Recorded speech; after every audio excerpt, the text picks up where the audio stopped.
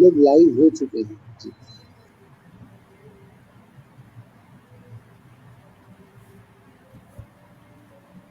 नमस्कार, अटूट बंधन साहित्य संवाद में मैं वंदना वाजपेयी अटूट बंधन परिवार की ओर से आप सभी का हार्दिक स्वागत अभिनंदन करती हूँ। आज का दिन अटूट बंधन और साहित्य परिवार के लिए है खास, क्योंकि आज बन रहा है एक इतिहास। और सबसे खुशी की बात है कि ये श्रेय जा रहा है एक स्त्री के पास। जी हाँ, आज हम जिस पुस्तक की बात करने के लिए आए हैं, जिस उपन्यास की बात करने के लिए आए हैं, वो हिंदी साहित्य में एक इतिहास रच रही है, क्योंकि वो उपन्यास त्रयी है और ये पहली बार हुआ है जब हिंदी में किसी उपन्यास की त्रयी आई हो। तो त्रयी है 3 किताबों की, बिन द्योड़ी का घर भाग 1, बिन द्योड़ी का घर भाग 2 और बिन द्योड़ी का घर भाग 3। वैसे तो आज भाग 3 का लोकार्पण है, लेकिन चूंकि लोकार्पण पर बात करने से पहले चूंकि ये त्रयी है, तो हमें 2 और उपन्यासों के बारे में जानना जरूरी होगा, ताकि ये कथा सूत्र को पकड़ा जा सके। और एक खास बात और है कि इस कार्यक्रम के साथ साथ हम छोटा सा बाद में इंटरव्यू उर्मिला शुक्ल जी का भी लेंगे। तो सबसे पहले हम बात करते हैं बिन द्योड़ी का घर भाग 1 की। एक उपन्यासकार, एक लेखक किस तरीके से गहन शोध से कोई रचना लिखता है, ये उपन्यास उसका गवाह है। इस उपन्यास में बहुत सारी चीजें ऐसी ली गई हैं। 4 राज्य आते हैं, 4 राज्य हैं इसमें। इसके अलावा कई सारी भाषाएं हैं, उनका लोक है, उनका इतिहास है। वो सारी चीज़ों को लेकर के जब ये उपन्यास चलता है, तो इसमें स्त्री जीवन की बहुत सारी दर्द, बहुत सारे संघर्ष दिखाई देते हैं। तो जैसे कि कहा गया है कि सीता के आगे अग्नि रेखा, मतलब अग्नि परीक्षा से पहले उनके सामने लक्ष्मण रेखा खींची गई थी।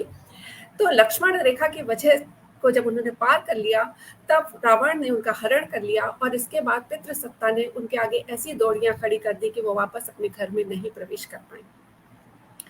इसलिए ये कहा जाने लगा कि उस समय के बाद से ड्योढ़ियां इतनी मजबूत कर दी गई कि स्त्री उसको लांग ना पाए। उन मजबूत ड्योढ़ियों को लांग ना पाने की जो पीड़ा थी, वो स्त्री उसके घर के अंदर कैद होती गई। घर के अंदर एक बड़ी ड्योढ़ी के अंदर, मेन ड्योढ़ी के अंदर और छोटी छोटी ड्योढ़ियां बनती चली गई, जिसमें स्त्री को खुली हवा में सांस लेने या आंगन में बैठने का अधिकार भी छीन लिया गया, उसको शिक्षा का अधिकार छीन लिया गया, उसको बात करने का अधिकार छीन लिया गया और उसके धीरे धीरे धीरे धीरे करके अधिकार छीने जाते गए। ये सारी ड्योढ़ियां थी जिनको स्त्री स्वीकारती गई, क्योंकि उसने पितृसत्ता को ही मान लिया था कि यही उसका जीवन है और उसको इसी जीवन में, इसी ड्योढ़ियों में रहना है। तो कहानी मुख्य रूप से कात्यायनी की कहानी है, लेकिन वो चलती है उसके बैक स्टोरी से, यानी उसकी माँ की कहानी से। तो 3 पीढ़ियों की कहानी बन जाती है, यानी कि कात्यायनी, कात्यायनी की माँ रामदुलारी और कात्यायनी की बेटी वानिया। पहले जो भाग है उसमें कात्यायनी और उसकी माँ रामदुलारी की कथा आती है, जिसमें रामदुलारी वो स्त्री है जिसने इन दौड़ियों को स्वीकार कर लिया है और वो कभी भी संघर्ष नहीं करती। वो तब भी संघर्ष नहीं करती जब उसको उसकी बेटी होने पे उसका पति उससे बात करना बंद कर देता है। वो तब भी संघर्ष नहीं करती जब उसका पति किसी दूसरे राज्य में उसे ले जा करके किसी से मिलने जुलने, बात करने का अधिकार नहीं देता। वो तब भी संघर्ष नहीं करती है जब उसका पति जो है पितृसत्ता के माध्यम से स्त्री को ही, अपनी बेटी को अधिकार छीनने के लिए विवश करता है और बेटी माँ पितृसत्ता का नुमाइंदा बनके बेटी के अधिकार छीनती चली जाती है। वो तब भी कभी विरोध नहीं करती जब उसकी बेटी को उन्हीं ससुराल वालों के माध्यम से एक ऐसी जगह पर ब्याह दिया जाता है जहां पर उसके अधिकार छीने जा रहे हैं, यानी कि उनके भाइयों के बताए रिश्ते में ब्याह दिया जाता है। तब भी वो विरोध नहीं करती और जब बेटी लुट पिट करके घर वापस आती है, तो दरवाजा ना खोलने के पति के निर्णय के आगे भी वो विरोध नहीं करती है। लेकिन कात्यायनी अपनी माँ की तरह नहीं है। वो विरोध करती है, संघर्ष करती है और आगे बढ़ती है। उसने अपने जीवन में संघर्ष को चुना हुआ है और वो सारी चीजों को बदलने का प्रयास करती है। कात्यायनी की इस जीवन के साथ जब हम आगे बढ़ते हैं, तो हम देखते हैं 2 संस्कृतियों के अंतर में। एक संस्कृति जो सभ्य कही जाती है, जहाँ पर्दा है, घूंघट है और ड्योढ़ियां हैं। दूसरी संस्कृति जो आदिवासी संस्कृति है ना, जहाँ पर्दा भी नहीं है, औरतें ऊपर का वस्त्र भी नहीं पहनती हैं, लेकिन उनके घर में ड्योढ़ियां नहीं हैं।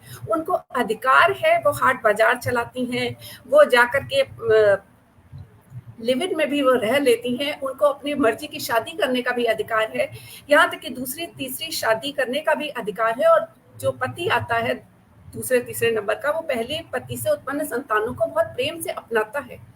तो क्या हम सभ्यता के नाम पर जोड़ियां बना करके एक ऐसे समाज की ओर बढ़ते चले गए जिसने हमारे अधिकार छीन लिए, हमारे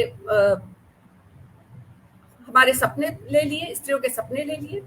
वही कात्यायनी का जब संघर्ष आगे बढ़ता है तो कहानी एक स्त्री संघर्ष की गाथा में बदलती चली जाती है। इसके बाद कात्यायनी जो है वो किस तरीके से अपने ससुराल वालों के खिलाफ मुकदमा करती है, किस तरह से उसके जब घर के अपने मायके के भी दरवाजे बंद हो जाते हैं तो उसको भाऊ और जलारी जो कि आदिवासी सभ्यता के नुमाइंदे हैं उसको अपनाते हैं, बेटी की तरह रखते हैं और उसे मारी माँ मिलती है, वहीं उसको शिवा भी मिलता है और उसकी बेटी का जन्म भी होता है। तो पहला यहीं पे समाप्त होता है। दूसरा भाग जो है वो उसके बेटी के जन्म से शुरू ना होकर के मारी माँ के विवाह से शुरू होता है। और मारी माँ का जो दुहिता धाम है उसमें कात्यायनी और उसकी बेटी बड़ी हो रही हैं और कात्यायनी उसको धीरे धीरे संभालती जा रही है, सहेजती जा रही है, वहां से शुरू होता है। दूसरे भाग में कहानी के साथ साथ बढ़ते हैं हम, तो दूसरे भाग में बहुत ज्यादा जोर दिया गया है स्त्री शिक्षा को। कात्यायनी स्वयं पढ़ती है, फिर वो दुहिता धाम से अलग अरण्य धाम बनाती है और अपनी बेटी वान्या को भेज देती है शिक्षा हासिल करने के लिए शांति निकेतन में। शांति निकेतन में शिक्षा हासिल करने के बाद जब वान्या आती है तो वो अरण्य धाम को चलाती है। यहाँ प्रेम के कुछ अंकुर फूटते हैं, कुछ और भी विकास होता है, लोक कलाओं का, लोक संस्कृतियों के समन्वय का विकास होता है। और फिर इसके बाद आता है भाग 3। तो आज हमारी चर्चा का मुख्य बिंदु है भाग 3। तो यदि संक्षेप में 2 भागों की बात अब हम करते हैं जिसका है आज लोकार्पण, यानी बिन जोड़ी का घर भाग 3 की। तो सबसे पहले बहुत शुभकामनाएं उर्मिला जी को, बहुत बधाई कि उन्होंने एक इतिहास रचा है। और इसके बाद वक्ता के तौर पर मैं सबसे पहले आमंत्रित करना चाहूंगी रिया त्रिपाठी जी को, जो कि शोधार्थी हैं दिल्ली विश्वविद्यालय में। रिया जी आप आइए और बात को आगे बढ़ाइए।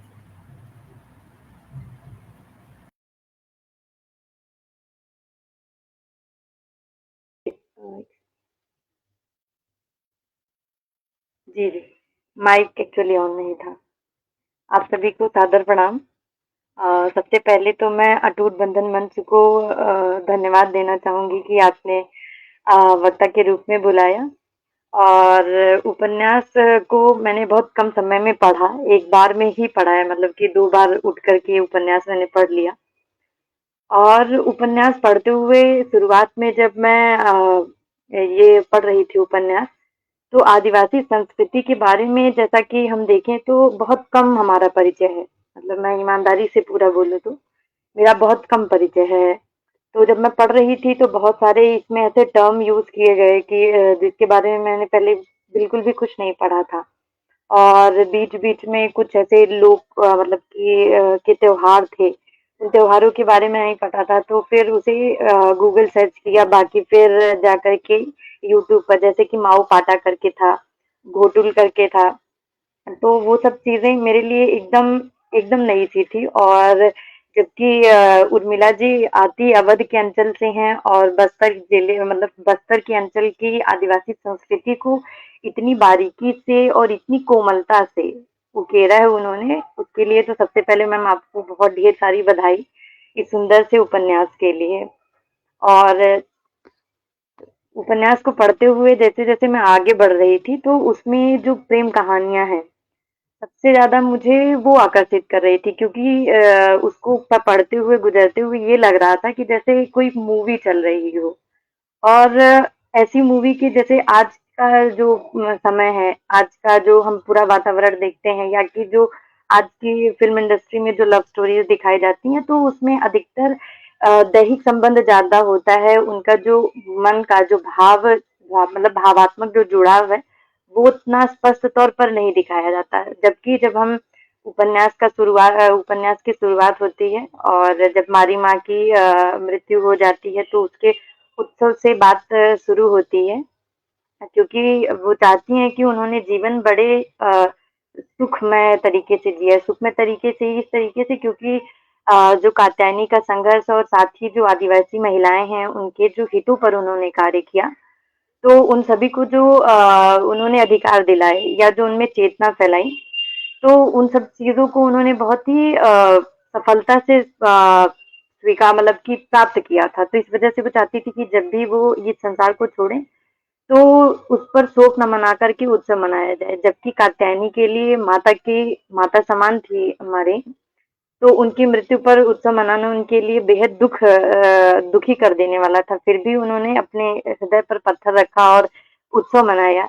और उस बीच जब वो गहन शोक में थी, तो उन्हें अपनी मतलब यूं ही उनकी जलारी माँ और भाऊ याद आ जाते हैं। फिर वो उनकी जो गुड़ी है, तो जब मैं ये जो टर्म है इनसे मैं गुजर रही थी, तो मुझे लगा गुड़ी क्या होता है। फिर आगे ही मैम की जो मुझे सबसे अच्छी चीज लगी, उसमें ये भाषा मुझे सबसे प्यारी लगी, क्योंकि भाषा इतनी सहज है कि वो हमारे अंचल की संस्कृति ना होने पर भी शब्दों के साथ उसके अर्थ या कि वो जिस लय में लिखे हुए हैं, उसे पढ़ते हुए उसके भाव एकदम सहजता से समझ में आ जा रहे थे। लग ही नहीं रहा था कि जैसे हम वहां न हो, न गए हो, ना ऐसी संस्कृति ऐसे देखी हो। तो बीच-बीच में थोड़ी-सी दिक्कत तो आ रही थी, लेकिन फिर ये था कि एकदम से जुड़ाव महसूस हुआ उसमें। तो मैं मेनली जो अपनी बात रखना चाहती हूँ, मैं चाहती हूँ कि मैं बात जो इसमें प्रेम के पुट हैं, उन पर अपनी बात रखना चाहूँगी। तो जलारी और जो भाऊ हैं, मतलब जिनका नाम सखाराम था, तो उनकी प्रेम कहानी शुरू होती है और प्रेम कहानी की ही बात स्टार्ट होती है, क्योंकि वो तो अभी मृत्यु के निकट हैं। तो उसमें मेरी आवाज़ सही से आ रही है? जी। एक्चुअली एकदम से एक तरफ़ा हो जा रहा है, तो मुझे बोलते हुए थोड़ा-सा वो हो रहा है। हेलो?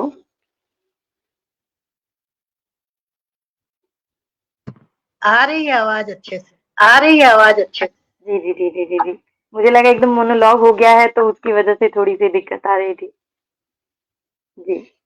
तो मैम बेसिकली मुझे जो सबसे खूबसूरत चीज़ें इनमें लगी, वो ये था कि जो प्रेम संबंधों को बड़ी ही सहजता और उसके मौलिक रूप में व्यक्त किया गया है। उसे पढ़ते हुए मुझे बहुत ही सुखमय अनुभूति हुई कि प्रेम का एक ये रूप भी हो सकता है कि जिसमें देह की कोई बात नहीं होती। आपस में जितने भी, चाहे आप शिवा और कात्यायनी का प्रेम ले लें, शिवांग और वन्या का प्रेम ले लें, या कि शिवराजन है, शिवराजन के साथ जो डंकिनी का प्रेम है, तो ये सारे जो प्रेम संबंध हैं, इन प्रेम संबंधों में जो सबसे बड़ी चीज लगी वो उन सभी के आपस का जो जुड़ाव था, अपनी संस्कृति को लेकर के, अपने लोक को लेकर के जो चेतना थी। वे आधुनिक तो हैं, लेकिन उन्होंने अपनी परंपराएं नहीं छोड़ी। जैसा कि आज के समय में हम जब बहुत आधुनिक मतलब कि होने के रूप में खुद को देखते हैं, तो ऐसा लगता है कि परंपराएं हमारे रास्ते में कहीं बाधा बनती हैं। लेकिन मुझे उपन्यास को पढ़ते हुए लगा कि परंपराएं हमें जड़ देती हैं, जहाँ से हमारी शाखाएं बहुत दूर तक फैल सकती हैं। और बीच में फिर जो कुछ मेन मेन चीजें थी, वो ये कि स्त्री शिक्षा हो गई या स्त्री को सशक्त करना हो गया, चाहे वो किसी भी अंचल, किसी भी क्षेत्र की हो। सबसे महत्वपूर्ण मुझे ये लगा, क्योंकि स्त्रियां जो हैं वो मुझे लगता है पूरे ही समाज का आधार होती हैं। और इस उपन्यास में स्त्री को केंद्र में रख करके, मतलब समाज की हर धुरी का केंद्र उसे माना गया है कि वो धुरी है। जैसा कि उसमें बताया गया है उपन्यास में कि स्त्रियां अनुगामिनी, पुरुषों की अनुगामिनी ना होकर के सहगामिनी है। वो साथ साथ चलने वाली हैं। जब अवध के अंचल की बात रहती है, द्विता धाम है वहां पर, तो द्विता धाम की जो शाखा यहाँ पर खोली जाती है, तो यहाँ पर आता है कि जो आदिवासी समाज है, वहां तो महिला और पुरुष में इतना कुछ अंतर नहीं है। लेकिन जो हमारे पूर्व के अंचल में आप आ जाए, उत्तर भारत का ये जो अपना हिस्सा है, तो वहां पर थोड़ा सा पुरुषों का वर्चस्व ज्यादा है। महिलाएं घूंघट काढ़े घर के भीतर रहती हैं, मतलब वो सुंदरता है, सब कुछ है, वो घर के भीतर रहे, बाहर न जाए। लेकिन जब द्वैता धाम को यहाँ उसकी एक शाखा यहाँ पर खुलनी होती है, तो उसको लेकर के बड़ा विरोध, जो मूंछ वाले लोग हैं उनका पूरा विरोध रहता है, लेकिन बड़ी ही सहजता से जो दीप ज्योति करके हैं, उन्होंने बड़ी सहजता से उसका प्रतिकार ना करके उनको भी स्वीकारा, और स्वीकार करके बड़ी सहजता से बात को कहने का बस ढंग बदल करके किया उन्होंने वो जो उन्हें करना था, लेकिन अपनी बात का ढंग बदला। और महिलाओं को सशक्त करने की बात न रखे, क्योंकि वो कहती तो जो पौरुष है उसे चोट लगती वहां के पुरुषों को। तो उन्होंने बोला कि जो यहाँ की हस्तकला है या जो यहाँ की कलाएं हैं, उन कलाओं के संरक्षण के लिए ये द्विधा धाम चलाया जा रहा है। तो ऐसा सुन करके उनको भी लगा कि हमारी जो कलाएं हैं उनको संरक्षित करने का अगर एक प्रयास है तो इसे स्वीकार करना चाहिए, जिससे वहां की महिलाओं को सशक्त होने का मौका मिला और उन्हें ये पता चला कि उनका भी एक अपना अस्तित्व है। एक ये बात रही। बाकी तो मुझे इस उपन्यास में काफी सारी बातें हैं जो मुझे एकदम से याद करते हुए बोलने में थोड़ी सी झिझक भी हो रही है, क्योंकि जैसे लग रहा है कि मैं अटक रही हूँ। मैं अपनी कुछ कुछ बातों से ही उसे जोड़ना चाहूंगी, जैसे कि स्त्री के सशक्तिकरण को लिया जाए, क्योंकि वहां पर मैंने देखा कि हर जितने भी पड़ाव मैंने उपन्यास में पार किए, पार करते हुए मैं ये महसूस कर रही थी कि हर एक जगह स्त्री को, चाहे वो स्त्री मतलब कि अपने रूप में हो या कि एक नेता के रूप में हो, क्योंकि राजनीति में भी वहां पर हम देख रहे हैं कि सहभागिता जो है बराबर की है। और शिक्षा के बारे में देखते हैं तो शिक्षा के ऊपर बहुत बल दिया गया है।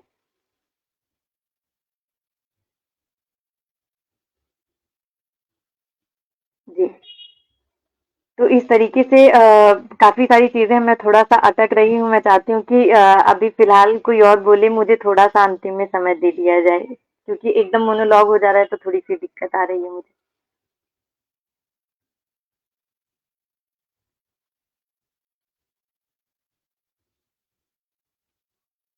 आपका माइक बंद है मैम। हाँ, दरअसल ये मोनोलॉग तो बिल्कुल भी दरअसल नहीं ये है, आपको भले मोनोलॉग ही तो लगता बिल्कुल हो। भी नहीं है, आपको भले ही लगता हो। एक सेकंड, नहीं, आपका एक्चुअली माइक बंद मैम है। मुझे एक लग रहा है सेकंड, कि आपका माइक बंद। हाँ, अ, अ, दरअसल क्या है ना कि इतने लोग दरअसल सुन क्या रहे है हैं ना और कि जैसे इतने जैसे लोग कि सुन रहे हैं, और जैसे कि ये कह रही हैं कि किरण जी कह रही हैं कि इसका माइक वो बोल रहा है इसका माइक कि बहुत ही अच्छा बोल बोल रहा है रही हैं आप, कि बहुत ही पर अच्छा आप बोल रही हैं आप, बात और कि आप जब बोलिए युवा बात पढ़ेंगे तभी कि जब साहित्य का युवा असली पढ़ेंगे मजा तभी तभी साहित्य है। का असली मजा तभी है। जी, जी। जब नहीं युवा मैम, उससे जुड़ रहे बिल्कुल जब ये तो युवा है, उससे क्योंकि जुड़ मैंने रहे हैं। ये आप उपन्यास अपनी जब बात मैंने रखिए ना। जिस आप समय, अपनी बात रखिए। जी, जी, जी, जी। ये उपन्यास मैम जब मैंने अंतिम पड़ाव में था ये उपन्यास, तो मुझे बस ये लग रहा था कि मुझे पहला और दूसरा भाग इसका पढ़ना है। क्योंकि वहाँ पर जिस तरीके से सबकी एक-एक जो महिलाएँ उसमें हैं, अगर हम महिलाओं को लें, चाहे वो कात्यायनी है, डंकिनी है या कि वन्या खुद है, तो वहाँ पर हम देखते हैं कि कोई भी कमज़ोर नहीं महिला है। डंकिनी की जहाँ बात आती है, और यहाँ पर मुझे ये सबसे अच्छी चीज़ लगी कि आपने केवल जो सामाजिक मुद्दे हैं, केवल उन मुद्दों को ही नहीं उठाया है। बहुत से ऐसे राजनीतिक मुद्दे हैं, क्योंकि पार्टी क्या करती है कि जैसे कि कई बार हम देखते हैं कि जो राजनीतिक पार्टियाँ हैं, कई एक बार ऐसा रहता है कि केवल मुद्दों के रूप में उन्हें प्रस्तुत किया जाता है, जबकि सिवा एक नेता है, वन्या एक नेता है, लेकिन वो लोग किसी भी विषय को, चाहे ह्यूमन ट्रैफिकिंग जैसे आप जिक्र करती हैं, तो बहुत बड़ा मसला है, क्योंकि जो आदिवासी क्षेत्र हमारा लग जाता है, वे उनका पूरे जैसे कि जो ग्लोबल ग्राम मतलब कि ग्लोबल विलेज बनता जा रहा है सब जगह, तो वो जो परिकल्पना है वो वहां तक उस तरीके से नहीं है। उनको लगता है कि जैसे वे हैं वो सारे और बाकी लोग भी उसी तरह से हैं। लेकिन जब बलि जगार की जो प्रथा है जो विलुप्त हो रही थी, तो शिवा और बाकी जो उनका अपना राजनीतिक दल है, जो अब द्विता धाम है, उन सभी ने मिलकर के ये निर्णय लिया कि जो हमारी परंपरा है, हम परंपराओं को अपने जो युवक हैं, उन युवकों के साथ मिल करके उन्हें हम बचाएं और कैसे उन्हें पुनर्जीवित किया जाए। तो उन्होंने जाकर के जो गुरु माएँ हुआ करती थी बलि जगार के लिए, तो उनको खोजने का जो पूरा प्रयत्न है, तो उसमें जो युवकों की सहभागिता और उस दौरान फिर उनके जो उनका जो भोलापन है, उस भोलेपन का दुरुपयोग किया मतलब कि जो एक नानी गुरु माँ करके आई, उन्होंने क्या किया, कैसे अब पूरे ही मतलब अपने षड्यंत्र में कैसे वहाँ की जो भोली-भाली युवतियाँ थीं, उनको गुरु मंत्र देने का बहाना करके उन्हें कैसे फँसा करके ह्यूमन ट्रैफिकिंग में और कितने लोग मारे गए। तो जब ये सब हम देखते हैं, फिर बीच में जब इतिहास की बात आती है कि जब काला हांडी है शायद कोई जगह जो उड़ीसा की, तो वहाँ के इतिहास पर मैम अपनी बात रखती हैं कि वहाँ का अपना एक इतिहास है। मौर्य वंश का जो पूरा इतिहास है कि उस समय ये जो जगह है वो रत्नगर्भा हुआ करती थी, जो आज इस तरीके से बंजर हुई है, जहाँ के लिए दुर्भिक्ष करके मतलब कि जिस वजह से वो जानी जाती है। फिर वहाँ पर द्वैता धाम की एक स्त्री के द्वारा वहाँ द्वैता धाम खोला जाना, स्त्रियों को सशक्त करने की बात करना, तो इन सब चीज़ों को जब मैं देख रही थी तो मुझे ये लग रहा, कहीं भी नहीं लग रहा था कि भाषा या कि जो संदर्भ में कहीं भी कोई भी चीज़ रुकावट बन रही हो, कुछ रुकावट नहीं बन रहा था। और हर अंचल की अपनी जो सुंदरता है, मतलब कि मुझे लग रहा था कि ये किताब भी एक तरीके से मूल्यों को संरक्षित रखने, हमारी संस्कृति को, हमारे जो बहुत ही बारीक-बारीक मूल्य हैं, चाहे वो जब अवध की संस्कृति पर मैम आती हैं, तो अवध की संस्कृति के जो मूल्य हैं, वहाँ की जो हस्तकलाएँ हैं या कि और बाकी जैसे कि बहुत सारी ऐसी चीज़ें हैं कि जो मैंने खुद महसूस की कि ये आदिवासी जो पूरा समाज है, वो अपनी संस्कृति को लेकर के कितना सचेत है। हमारी बहुत सी ऐसी चीज़ें हैं जैसे कि वहाँ पर इतने सारे जो खेल खेल रहे हैं लोग, और एक एक कोई कुछ खेलने के लिए लास्ट में बात होती है कि वो लोग कुछ खेलने जाते हैं। कुछ फूलों का कुछ होता है, मुझे भी याद नहीं आ रहा। तो मैं ऐसे सोच रही थी कि हमारे यहाँ बहुत सारी ऐसी चीज़ें थी, ऐसा नहीं था कि मैं अपने जैसे कि बड़ी मम्मी थी या मेरी माता खुद हैं, तो मैं इन लोगों से बहुत सारी चीज़ें हैं जो सुनती रहती हूँ। जैसे कि पहले फाग होता था तो उसमें हमारे यहाँ महिला और पुरुष पक्ष और विपक्ष में ऐसे बैठ कर के फगुआ का पूरा एक कॉम्पिटिशन हुआ करता था, तो मेरी बड़ी मम्मी का उसमें बड़ा नाम था। मतलब मैं जब वो पढ़ रही थी उपन्यास तो मेरे लिए कभी-कभी बहुत भावुक कर दे रहा था कि मुझे अपने ही मतलब कि नानी की याद आ जा रही थी, क्योंकि जब अवध के अंचल में द्वैता धाम के खुलने की बात होती है तो वो जो महिलाएं एकत्रित होती हैं तो उनके साथ उनकी संस्कृति एक साथ एकत्रित होती है। तो उस जगह जो वहाँ के लोकगीतों का मैम एक सरौता कुछ करके है, पता नहीं कौन सरौता भूल आई हुई है, ऐसा कुछ करके है। तो दो एक गीत का जब उसमें जिक्र होता है तो मैं सहज अपनी नानी के यहाँ चली जाती हूँ कि मैं अपने बचपन में उनके साथ रही हूँ। तो वो सारे गीत एकदम से जैसे लगता है कि फ्लैशबैक में जाकर के मैं उस जगह पर एकदम से खुद को महसूस करने लग जा रही थी। तो जो संस्कृतियों को बारीकी से उकेरने का क्रम देखा जाए, या ये हमारा जो अपना एक इतिहास रहा है, हमारी जो स्त्रियां हैं वो केवल घर में रहने के लिए नहीं, क्योंकि सहगामिनी जब हम बोलते हैं तो समाज के विकास में केवल पुरुष का योगदान नहीं है। बोला जाता है कि हमारे हमारे यहाँ जो टर्म दिया जाता है पत्नी को, धर्म पत्नी बोलते हैं, कि पुरुष का एक भी पूजन का कार्य सफल नहीं होगा जब तक उसके साथ उसकी पत्नी न हो। तो जब तो ऐसे है कि इसमें हर एक जगह पर रूढ़ियों को तोड़ा गया है, और उसे विद्रोह के स्वर में नहीं, स्त्रियों के अधिकार की बात की जा रही है लेकिन बड़ी ही सहजता से, ताकि वो जो इसके विपक्ष में है, जो इसका विरोध कर रहे हैं, वो भी इसका विरोध ना कर पाए। और सबसे सुंदर जो चीज थी वो है कि भाषा भाषा में जो हमारी फिल्मी गीतों का जो प्रयोग किया हुआ है, मुझे तो मतलब ऐसे लग रहा था कि कैसे चुना है मैम ने गीतों को, मतलब कि जो शेर हैं वो शेर इतने प्यारे, जो गीत हैं, मतलब कि एक तो गीत मुझे मेरे हृदय के बहुत करीब है, जगजीत सिंह जी ने गाया है, तेरे आने की जब खबर महके। और जब शिवा वो नीड़ के पास, जब जल प्रपात के पास कात्यायनी को लेकर जाता है, और वो जब वो जो उनका तरुनीड़ है जब उसमें प्रवेश करती है और वो सहज ही वो गीत गाने लगता है, तो मुझे लगता है कि मतलब कि ऐसे भी रिश्ते हो सकते हैं, प्रेम ऐसा इतना निश्चल हो सकता है, उसमें धैर्य इतना हो सकता है। तो ये एकदम मेरे लिए बहुत ही सुंदर पल था कि मैंने ये किताब को मतलब कल से लेकर के आज तक के बीच में पढ़ा, और मैंने अपनी गलती महसूस की ये कि मुझे ये किताब और पहले पढ़ लेनी चाहिए थी, क्योंकि मैं चीज़ों को इकट्ठा तो कर रही थी।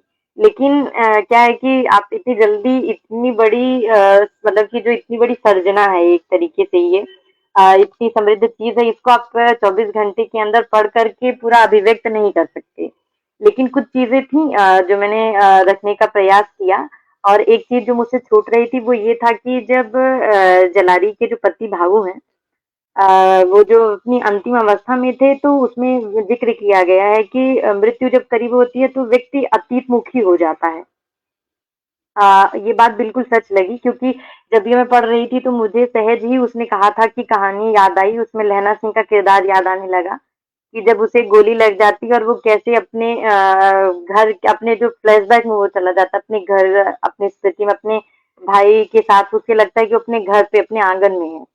तो वो मुझे बड़ा ही सुंदर लगा। और एक जगह और थी, हाँ, जब विधवा वाली बात आती, कात्यायनी के जो प्रेमी रहते हैं, उनकी जब मृत्यु हो जाती है, क्या नाम है उनका, अ, हाँ, दिव्यांशु राय चौधरी। मतलब वहां पर मैम, प्रेम की जो पराकाष्ठा है, मुझे लगता है कि प्रेम की पराकाष्ठा को बड़ी ही सहज और बड़ी कोमलता, बड़ी सुंदरता से मैम ने अभिव्यक्त किया है। वो ये कि यहाँ पर जितने प्रेम संबंध है, उन प्रेम संबंधों में ये दिखाया गया कि हम अपने अहम का विसर्जन किए बिना प्रेम प्राप्त नहीं कर सकते। अगर आप प्रेम जो है, प्रेम में केवल पा लेने की अगर अहम है और केवल पा लेना कोई चाहता है तो उसे वो नहीं मिलेगा। अन्नम देव का उदाहरण मुझे याद आता है कि जब गुमान को क्रोध आता है कि वो कोया को पसंद करता है, लेकिन कोया उसे स्वीकार नहीं करती, तब वो उसके मन में आता है कि उनमें एक विवाह होता है, पायसुतुर विवाह, अपहरण करके। तो कहता है कि उसके अंदर जो अबूझ माड़िया जो समाज है, उसमें ये विवाह भी चलता है कि मैं तो अपहरण करके विवाह कर सकता हूँ, लेकिन मेरा प्रेम इतना अ, इतना निश्चल है कि इस तरीके का कुछ भी कार्य मैं नहीं करूंगा, क्योंकि अगर मैं ऐसा करता हूँ तो मुझे जो परिणाम मिलेगा वो अन्नम देव वाला मिलेगा कि चमेली उसे, मतलब वो कुछ कर ले, राज्य जीत लिया, लेकिन उसने चमेली को वो प्राप्त नहीं कर सका। उसकी पूरी सेना लगी, वो ये था कि वो जलप्रपात में कूद जाना चाहती थी, लेकिन सेना ऐसे लगी कि वो कुछ भी कर सका, लेकिन पा नहीं सका चमेली को। तो आप दे पा सकते हैं मन, तो किसी का आप मतलब कि पूरे बलपूर्वक किसी का मन कोई नहीं जीत सकता। तो ये सब जो प्रेम संबंधों को इतनी सुंदरता से हमारे सामने जो अभिव्यक्त किया गया, मुझे लगता है कि ये कहीं और देखना बहुत मुश्किल है। और इस तरीके की रचनाएं होती रहनी चाहिए ताकि जो सद्भाव है वो फैलता रहे। काफी सारी चीजें हैं, मुझे तो लग रहा है कि एक एक करके मुझे धीरे धीरे चीजें तो याद आ रही है, लेकिन मैं बहुत समय नहीं लेना चाहती। मैं चाहती हूँ कि मैं आप सभी लोगों को सुनूं। बहुत ही अच्छा लगा कि मैं अटक तो रही थी, लेकिन आप लोगों ने मुझे इतना प्यार से स्थान दिया कि मैं अपनी बात थोड़ा बहुत रख पाई हूँ। आप सभी का बहुत आभार। बहुत सुंदर दिया आपने, इतना बहुत सुंदर सुंदर बोला दिया और आपने, प्रयास इतना सुंदर बोला और आपका माइक ऑफ कर दे क्योंकि आपको आवाज जो है, आवाज तो जो इतना है। सुंदर आपने बोला और हर पक्ष को बहुत अच्छे से रखा है। और उपन्यास वाकई में बहुत विस्तृत है, और चूंकि इसमें कई सारी लोक कलाएं और जो लोक भाषा है उसका प्रयोग किया गया है, इस कारण इस उपन्यास को एक दिन में पढ़ करके इतना समेट पाना, ये भी आपकी मतलब तो प्रखर बुद्धि की बात कर रही हूँ, क्योंकि ये भी बहुत, इसको धीमे धीमे पढ़ के पढ़ने की बात है, और उसको इतना समेट पाना, इतना याद रख पाना अगर आपने किया है तो आप इसे और अच्छे से पढ़ेंगी। तो अब समय लेकर के फिर कभी बात होगी फिर कभी तो बात मतलब ये होगी इसमें बहुत तो ज्यादा मतलब ये इसमें बहुत ज्यादा नॉलेज है, नॉलेज भी नॉलेज है, बहुत है हमको। नॉलेज भी बहुत है हमको। एक सेकंड, एक हमको जो सेकंड, है ना वो बहुत सारी हमको जो चीजें है ना लोक वो कला और बहुत सारी संस्कृति के चीजें बारे में लोक पता कला और चलती है इसके संस्कृति के बारे माध्यम में से। पता चलती है। तो अब मैं अपने तो अगले अब वक्ता मैं अपने अगले वक्त, आपका माइक ऑन रहता है तो मुझे बोलने में सुनाई अपना भाषण दोबारा पढ़ने लगती है। तो मैं अब अपने अगले वक्ता को सम्मान के साथ बुलाना चाहूंगी। अगले वक्ता का छोटा सा परिचय मैं देना चाहूंगी। आदित्यनाथ तिवारी जी, जो वर्तमान में शहीद Sukhdev college of business studies Delhi विश्वविद्यालय में हिंदी प्राध्यापक हैं। साथ ही हिंदी नवजागरण के दौर में भाषा एवं शिक्षा नीति पर शोध कार्य कर रहे हैं। राष्ट्रीय एवं अंतर्राष्ट्रीय संगोष्ठी में शोध पत्र वाचन कर रहे हैं। दैनिक जागरण की शोध पत्र प्रतियोगिता में प्रथम पुरस्कार एवं अनेक वाद विवाद जैसी प्रतियोगिता में पुरस्कार। इसके साथ ही NUEPA, NEPTEL एवं TCS के साथ अनुवाद कार्य। कस्तूरी कला साहित्य और संस्कृति मंच से संबद्ध। तो बहुत स्नेह के साथ आपका स्वागत, आप आए और इस उपन्यास पर अपनी बात रखें। बहुत बहुत धन्यवाद वंदना जी। मेरी आवाज आ रही है जी।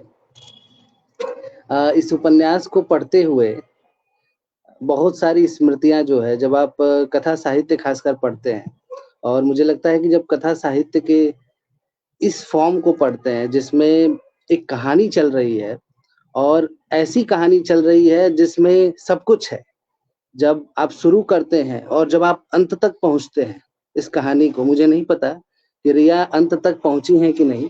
अंत तक पहुंचना बहुत जरूरी है, और जो अंत में उर्मिला जी ने एक स्टेप लिया है उसकी चर्चा भी बहुत जरूरी है, क्योंकि यह उपन्यास में लिखना और उसको उपन्यास में चित्रित करना, उसके मतलब सहजता से प्रस्तुत करना, एक बिना किसी संकोच के, और उसकी भाषा इतनी सहज, उसकी मनोवैज्ञानिकता इतनी सहजता के साथ प्रस्तुत करना, ये आसान काम नहीं है। इसके लिए आप सच में बधाई की पात्र हैं। और आपने जिस ढंग से इसको लिखा है, वो पूरी जो कथा है वो एकदम सहजता से चल रही है। हम एकदम, जब आप उपन्यास आरंभ करते हैं, लगता ही नहीं है कि हम तीसरा भाग पढ़ रहे हैं, लगता है कि हम एक कथा के सहज प्रवेश में जा रहे हैं। और मुझे नहीं पता था आरंभ में कि ये तीसरा भाग है। मुझे तो किताब समय से मिल गई थी और मैंने इसको पूरा पढ़ा अच्छे से, और मुझे बहुत सारे इसमें बिंदु मिले। बस्तर की एक अलग ही कथा है, जो बस्तर, जो आदिवासी, और जिस तरह की कथा, जो अस्तित्व, संघर्ष, तमाम चीजें दिखाई देती हैं, उसके इतर एक और है बस्तर। और उस बस्तर में एक प्रेम है, एक कथा है, एक जीवन है, और एक उसका दर्शन है। वो सब कुछ है उस बस्तर में, और हमने अभी तक उसको सिर्फ एक राजनीतिक चश्मे से देखा है, राजनीतिक, उसको आर्थिक।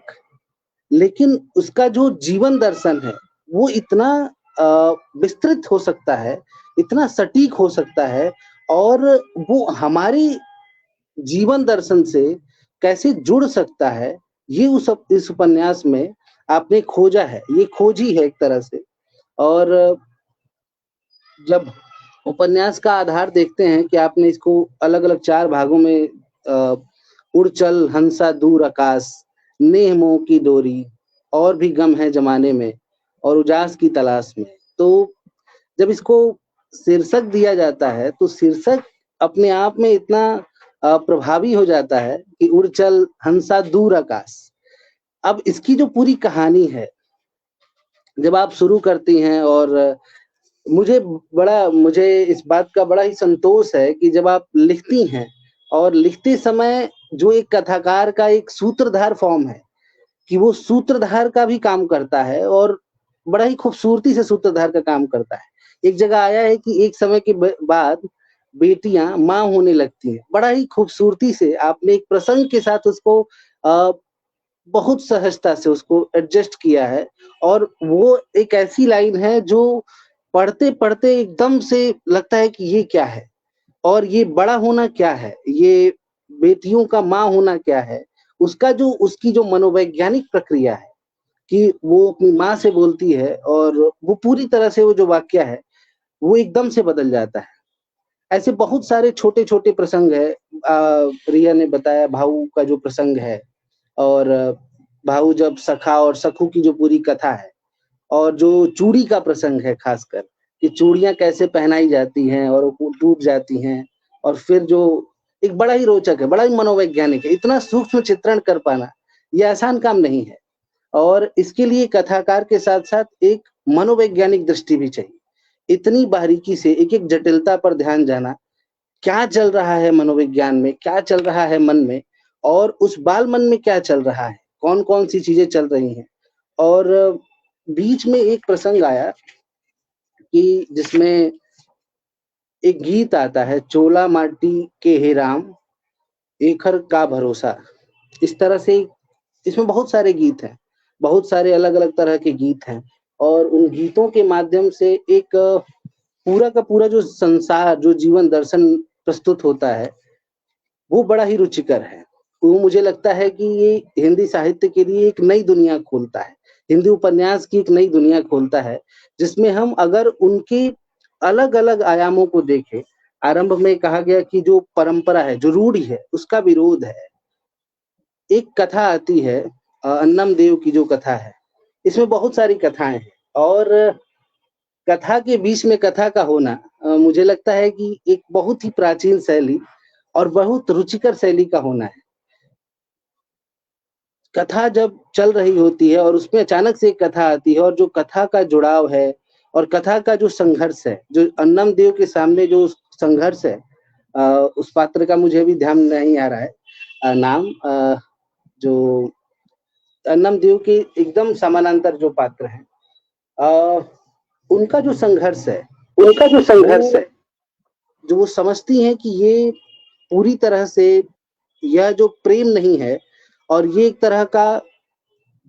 तरह की आकांक्षा भर है, प्राप्त करने की आकांक्षा भर है, उसका प्रतिरोध है और उसमें जो पूरी एक प्रक्रिया शामिल है कि वो युद्ध की जो पूरी प्रक्रिया है, वो एकदम से उस कहानी को एक संघर्ष का मोड़ दे देता है। ऐसा महसूस नहीं होता है कि इस तरह का भी स्टेप अचानक से इस कहानी में एक नया ही अर्थ जोड़ देता है, एक नई सृष्टि करता है, जहाँ पे संघर्ष की चेतना जन्म लेती है। समझौता करना बहुत आसान है, लेकिन जो जीवन दर्शन है संघर्ष का, वो कठिन है, लेकिन उसका चुनाव इस उपन्यास में, इनकी कथाओं में अलग अलग स्तर पर किया गया है, अलग अलग संदर्भों के साथ किया गया है, जहां चीजें स्वीकार की जा सकती है, लेकिन वो स्वीकार्यता हमें एक समझौते की ओर ले जाती है, एक ऐसी दुनिया की ओर ले जाती है जहां जीवन नहीं है, जहां जीवन का एक दर्शन नहीं है, वो समाप्त हो जाएगा। तो इसलिए ये उपन्यास अपने आप में उस रूप में एक मौलिक सृजना है। और एक जो बात बहुत महत्वपूर्ण थी, अलग अलग जब संदर्भ जुड़ते जाते हैं, खासकर और भी गम है जमाने में और उजास की तलाश में, जो ये दो प्रसंग है, ये उपन्यास को और अलग अलग क्रम से जोड़ता है। कात्यायनी का जो चरित्र है और कात्यायनी जिस तरह से निर्माण कर रही है, अभी बात हुई अलग अलग लोक प्रसंगों की, अंत का जो एक दृश्य है और उसमें जो वन्या का जो चरित्र है, शिवा का जो चरित्र है, और जो पूरी डिबेट चल रही है, जो पूरी डिबेट है, जो पूरा जो स्त्री संदर्भ में जो लिखा जा रहा है, उसमें जो एक पूरी सृजना जो एक डिबेट सामने आती है, उसमें है कि क्या जो परंपरा चली आ रही है वो ठीक है, क्या उसमें कुछ सुधार की गुंजाइश है, या उसको पूरी तरह से परिवर्तित करने की कोई कवायद है। और इसमें बहुत सारे उसी तरह के सवाल हैं जो हम अक्सर ये सोचते हैं कि परंपरा में चीजें क्या चल रही हैं, कैसी चल रही है, क्या वो स्त्री के विकास के लिए है, क्या वो स्त्री उसके अपना जुड़ाव महसूस कर पा रही है या नहीं कर पा रही, क्या वो परंपराएं, उसमें जो लोग सांस ले रहे हैं, वो क्या सच में सांस ले रहे हैं, उनका कोई जीवन दर्शन उससे निर्मित हो पा रहा है या नहीं हो पा रहा है। इस उपन्यास में हर समय एक सक्रियता है, जो भी कहा गया कि फिल्म जैसा है, हर समय सक्रियता का बोध बहुत प्रबलता के साथ है, बहुत सक्रिय है। उपन्यास अगर आपने एक क्षण भी इधर से उधर किया तो आप उपन्यास का वो अर्थ खो देंगे। आप उपन्यास हर समय मतलब इतना जोड़े रखता है और सक्रिय रहता है। उपन्यास इतना सक्रिय है कि आपको हर समय एक नई घटना जुड़ रही है और लगातार नए पात्र बदल रहे हैं, पात्रों की सर्जना बदल रही है, विचार अलग अलग तरह के हैं।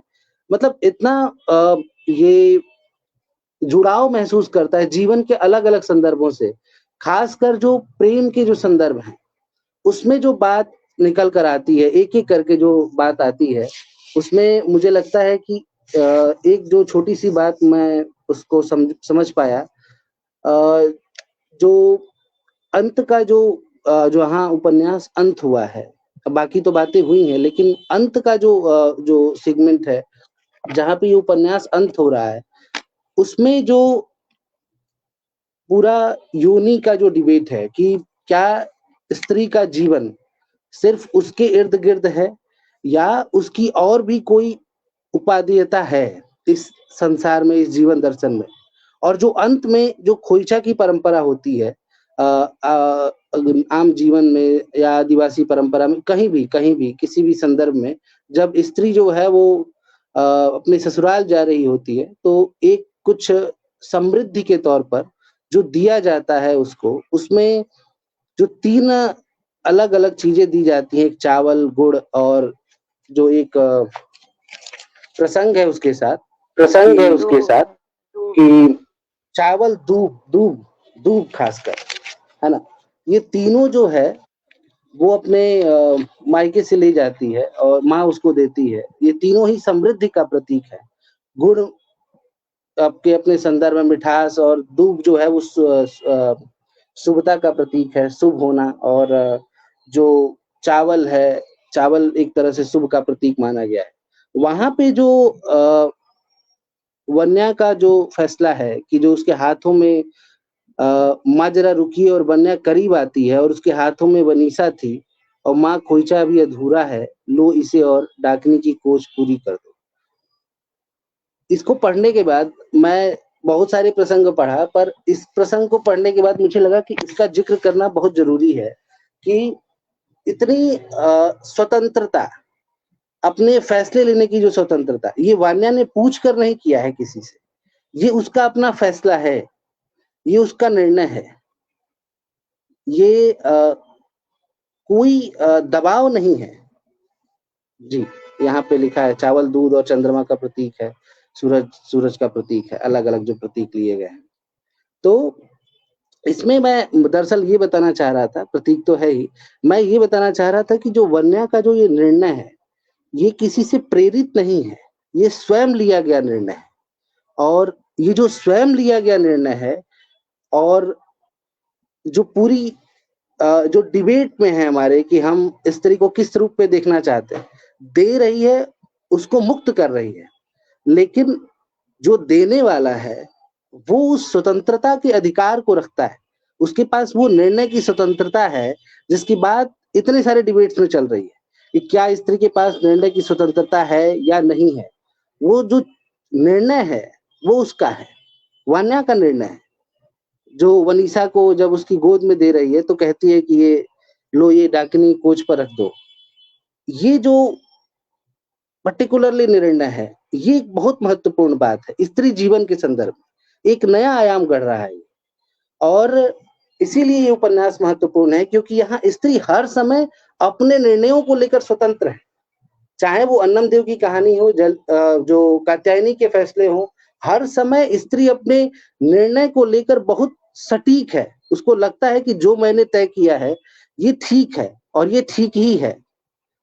ये जो भाव है, ये जो निर्णय की स्वतंत्रता है, ये बहुत महत्वपूर्ण है इस उपन्यास में, जो हम इस जीवन दर्शन से सीख सकते हैं कि हर समय उसके निर्णय जो है वो उसके अपने हैं, उसके अपने द्वारा लिए गए जो निर्णय है वो बहुत महत्वपूर्ण है।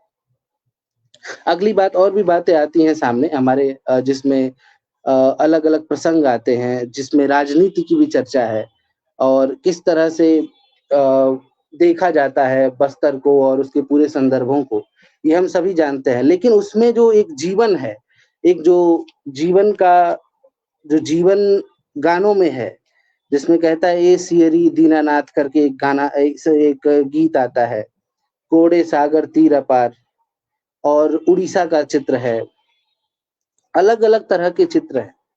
और उन चित्रों में क्या है, उन चित्रों में अलग-अलग कहानियां हैं जो बुनी गई हैं, जो हैं वहां पर, जो उस स्थान की स्थानीयता में मौजूद है।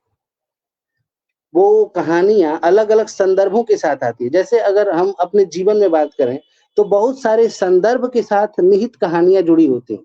हम किसी को जब कुछ बता रहे होते हैं तो अचानक से वो उस संदर्भ के साथ वो कहानियां उठकर सामने आ जाती हैं। वैसे ही उपन्यासकार के जीवन के जब ये संदर्भ आते हैं, जब ये उपन्यास में ये संदर्भ आते हैं, तो सहज ही वो सारी कहानियां, चाहे वो उड़ीसा की कहानियां हो, चाहे वो अलग-अलग पृष्ठभूमि पर अंग्रेजों के संदर्भ में, या फिर जो एक स्त्री की जो अपनी मनोदशा है या मनोभाव है, वो अलग-अलग रूप में अलग-अलग समय पर प्रस्तुत हो जाते हैं और हमें इसीलिए वो बहुत ज्यादा जुड़ाव महसूस होता है। हमें लगता है कि ये एक जो पूरा का पूरा संदर्भ है, ये बहुत महत्वपूर्ण हो जाता है। अंत वाले में पूरा जो प्रसंग है उसको जरूर पढ़ा जाना चाहिए। वो एक तरह से उस उपन्यास में एक प्रयोग है जो पूरी की पूरी प्रक्रिया है उसके संदर्भ में बात पूरी नहीं कर सकते, उसकी एक समय सीमा है। लेकिन ये उपन्यास खासकर उन लोगों को जरूर पढ़ना चाहिए जो उस जीवन दर्शन को समझना चाहते हैं। मैंने कहा भी था आरंभ में कि जो बस्तर की जीवन कथा है, अगर उसमें प्रेम को, उसके जीवन दर्शन को, उस प्रेम के अलग अलग जो शेड्स हैं, जहाँ पे निर्णय भी है, परंपरा के प्रति एक नए तरह का दृष्टिकोण है, जहाँ वो अपने हिसाब से अपनी लीक खड़ी कर रहे हैं। जो बिन ड्योढ़ी का जो घर है कि यहाँ पे जो लीक है वो हमारी है, जो निर्णय है, जो चयन है, जो हर एक चीज है, वो छोटी छोटी चीजें जो जोड़ना है आपस में और इकट्ठा करना है और उसको कनेक्ट करके उससे अपना विकास करना है, वो सब कुछ अपना है। वो कात्यायनी का हो, वान्या का हो, कोया का हो, चाहे जितने भी पात्र हैं, सभी वो चित्रकार हैं, तो वो यही सोच रहे हैं कि हम इस चित्र में मिट्टी कहाँ से ले आए। इस चित्र में मिट्टी मतलब जीवंतता, जो जीवंत है, हमारा दर्शन है। बस्तर में लोहे और तमाम चीजों की कोई कमी नहीं है, लेकिन मिट्टी जो है वो जुड़ाव का प्रतीक है। मिट्टी से वो हर समय जुड़े हुए हैं। तो वो जो कनेक्टिविटी है, जो जुड़ाव है उनका उस मिट्टी के साथ, ये उसी की मूर्ति बनाना चाहते हैं। उनके लिए वो प्रेस्टीज इशू नहीं है कि हम लोहे की मूर्ति बनाएं या पीतल की मूर्ति बनाएं। उनके लिए वो आत्मा का प्रश्न है। और जब पूछती है कि अगर बाद में खराब हो जाएंगी मूर्तियां तो क्या होगा, कैसे उसको करेंगे, तो कहती है फिर से हम गढ़ेंगे, फिर से गढ़ेंगे, फिर से नए आकार देंगे। और जब फिर से नए आकार देंगे तो फिर से एक नई सर्जना होगी, फिर से हम उनको याद करेंगे। तो ये जो बात है, ये अपने आप को बचा के जो रख लेने की बात है। आज पूरा इस उपन्यास में एकदम 2019-20 की कहानी है। कोरोना का भी जिक्र है, तमाम चीजों का जिक्र है इसके अंतर्गत और उसके प्रभावों का भी जिक्र है। लेकिन इसमें एक बड़ी खास बात है कि इन सारे प्रभावों के बाद भी इस डिजिटल वर्ल्ड में कुछ बचा लिया गया है, कुछ बचा हुआ है जो सच में जीवन है, जिसको पढ़ के आपको एहसास होगा कि जीवन यहाँ बचा है। यहाँ उनकी संवेदनाएं, जिसको मानवीय मूल्य कहा जाता है, वो मानवीय मूल्य कहीं तो है और वो इन क्षेत्रों में है, इन गांवों में है, इन बस्तियों में है, जहाँ जिनको हम समझते हैं कि ये बहुत ज्यादा पढ़े लिखे लोग नहीं हैं, असभ्य हैं। इस तरह की जो दृष्टिकोण हमारा विकसित कर दिया गया या विकसित हो गया है, उसके इतर यह उपन्यास एक लंबी रेखा खींचता है। उसके इतर एकदम लंबी रेखा, जहाँ पे ये सोचना कि किस तरह की मूर्ति हो, वो प्रसंग ही एकदम से मुझे इतना रोमांचित कर देता है। वो प्रसंग कि जब वो कहती हैं कि अगर मूर्तियां खराब होंगी तो हम फिर क्या करेंगे, फिर पुनर्निर्माण करेंगे। यही उनका जीवन दर्शन है कि हम लगातार अपने आप को निर्मित करते रहेंगे, लगातार अपने आप को उससे कनेक्ट करके जोड़ कर रखेंगे और उस जुड़ाव को जब वो महसूस करते हैं, तब वो जो पूरा बस्तर की कथा है, जो आरंभ में आप कहती हैं कि ये बस्तर की कथा है, तो ये बस्तर की कथा तब बनती है जब उसका जीवन दर्शन, उसका प्रेम, उसका जुड़ाव और उसकी जो पूरी मानवीय संरचना है, जिसमें हर एक व्यक्ति का अपना चयन है, अपना निर्णय है, अपनी स्वतंत्रता है और वो किसी को बाधित न करते हुए वो एक अलग तरह की अपनी संरचना निर्मित करती है। वो बिना ड्योढ़ी का ही है और इसीलिए वो किसी संरचना में बदल नहीं सकता और इसीलिए ये उपन्यास जरूरी हो जाता है। इस सबको जरूर पढ़ना चाहिए। इन मैं तो दोनों भाग मैंने अब मंगा लिए हैं, मैं दोनों भाग जरूर पढ़ूंगा क्योंकि इस संरचना को समझना और यहाँ तक पहुंच पाना, आपकी यात्रा को देखना मेरे लिए बड़ा ही मतलब रोमांचक अनुभव रहेगा। और जितने कई कई प्रसंगों में ऐसा होता है कि आप इतना जुड़ाव महसूस करते हैं, लगता है कि ये प्रसंग एकदम नया है। अभी तक के प्रकरण में या उपन्यास साहित्य में एकदम से एक नया ही, मैत्रेयी पुष्पा जी ने इस पर कमेंट भी किया है, अपनी टिप्पणी भी दी है कि ये एक अलग तरह का उपन्यास है और इसमें बहुत सारी उन्होंने बस्तर की कौतुक नहीं हकीकत है, जो हकीकत की उन्होंने बात की है, ये पूरे उपन्यास में मुझे स्पष्ट तरह से दिखाई देता है। और मैं आपको बहुत बहुत बधाई देता हूँ इस उपन्यास के लिए, मुझे बहुत अच्छा लगा और मैं अटूट बंधन का भी हार्दिक आभारी करता हूँ जिन्होंने मुझे अवसर दिया इस पर बात रखने के लिए। और मुझे ये दोनों जो है दोनों खंड मिल गए उपन्यास के मैं उसको भी पढ़ रहा था और मुझे बहुत अच्छा लग रहा है कि ये जो पूरी उपन्यास की श्रृंखला आपने शुरू की है, ये स्तरीय प्रक्रिया में गुजर रही है। हर समय एक नया ही स्तर बनता जा रहा है। तो हम उम्मीद करते हैं कि आप नए फिर से इस पर तो ज़रूर और चर्चा हो और इस पर बात हो और आप अगले संस्करण में भी इसी तरह का प्रयोग करें। जो फ्लैशबैक आपने आरंभ में कई-कई जगहों पे आरंभ किया है और जो कहानी में अंतर्निहित कहानियाँ आ रही हैं, वो बहुत ही जुड़ाव महसूस करती हैं और ऐसा लगता है कि हम एक फ़िल्म में प्रवेश कर गए हैं। फ़िल्म गलत अर्थों में नहीं, सही अर्थों में जो फ़िल्म होती है, जिसमें एक पूरी तरह से जो बँधा हुआ है, जो संरचनात्मक रूप से एकदम अटूट है, जिसमें आप प्रवेश कर गए, तो आप उसको छोड़ नहीं सकते। ऐसी कोई फ़िल्म चल रही है और इसके सब कुछ मतलब मुझे काफ़ी इसमें आपने जो भाषा का उपयोग किया है, कई लोग कहेंगे क्लिष्ट भाषा है या इस तरह की भाषा है, पर मुझे बहुत अच्छा लगा। उसमें कोई ऐसी क्लिष्टता नहीं है, वो वहाँ की अपनी भाषा है। अगर उसको शायद हिंदी में लिखते तो वो ज़्यादा कठिन होता समझना। उस बात को हम कभी नहीं समझ पाते। लेकिन आपने जो देशज जो भाषा का लिया है स्वरूप, उससे और ज़्यादा जुड़ाव महसूस होता है। ऐसा लगता है कि सच में हम बस्तर की कथा पढ़ रहे हैं और उसके जीवन दर्शन को समझने का प्रयास कर रहे हैं। ये अच्छी बात है कि अब जो है हमने इसको स्वीकार कर लिया है। मैला आँचल हम सबने पढ़ा है और उसमें बहुत सारी इस तरह की भाषा का प्रयोग किया गया है। वो बहुत ही रोचक है। उसी परंपरा में मैं इसको देखता हूँ कि मुझे लगता है कि ये अंचल की जब कथा लिखी जाती है, तो उसकी अपनी भाषा में होनी चाहिए और आंचलिक उपन्यास जैसी कोई कैटेगरी नहीं बनानी चाहिए। वो उपन्यास ही है और उपन्यास अपने आप में एक अपनी पूरी कथा कहता है। इसलिए मैं आपको बहुत-बहुत धन्यवाद, बहुत-बहुत बधाई। धन्यवाद।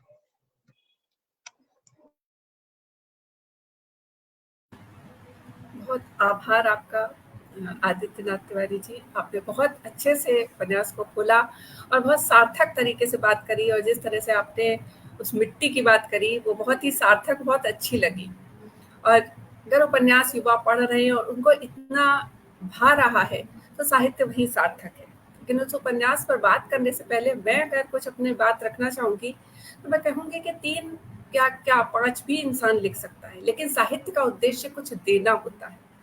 तो 3 उपन्यास होना हिंदी साहित्य के इतिहास में एक बहुत बड़ी बात है, लेकिन उससे भी बड़ी बात है कि ये सार्थक उपन्यास है। कोई भी लेखक कुछ भी लिख करके नहीं वो कर रही है, वो यहाँ पर उनका उद्देश्य है। उनका उद्देश्य है जड़, जल, जंगल, जमीन को बचाना। उनका उद्देश्य है लोक संस्कृति और लोक कलाओं को बचाना और उनका उद्देश्य है स्त्री जीवन को एक सार्थक दिशा देना। ये 3 उद्देश्य लेकर के 3 कथाएं बुनी गई हैं और इन कथाओं में वो अपने उद्देश्य से कहीं भी नहीं भटकती है। हर कथा में कहानी कुछ भी चल रही हो, हमेशा ये बात आती है कि जंगल और जमीन को बचाना है, लोक कला और संस्कृति को बचाना है और स्त्री जीवन को एक सार्थक दिशा देनी। अब जब मैं 3 उपन्यासों को पढ़ती हूँ और 3 को अगर मैं समग्र रूप से देखती हूँ, तो मुझे लगता है कि हम सबका जीवन एक कहानी है और उस कहानी में एक बीज पड़ता है, बहुत संघर्ष होता है उसका धरती पे जाने पे, फिर उसको खाद पानी दे करके उसको संवारा जाता है और फिर उसके बाद हम उसकी छाया में बैठ करके उस वृक्ष का आनंद लेते हैं।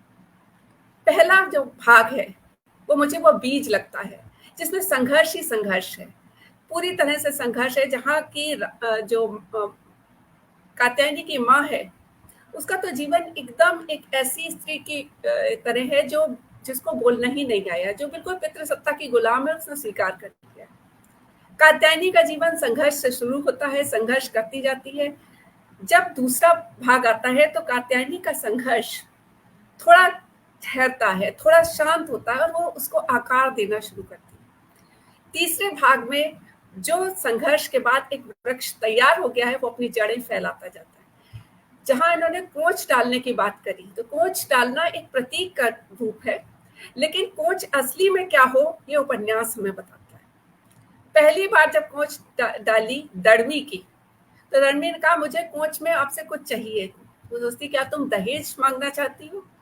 कहा नहीं, मुझको कोच में चाहिए कि मैं इस जो दुहिता धाम है उसकी शाखा अपने ससुराल ले जाऊं और उड़ीसा में एक शाखा खोलूं।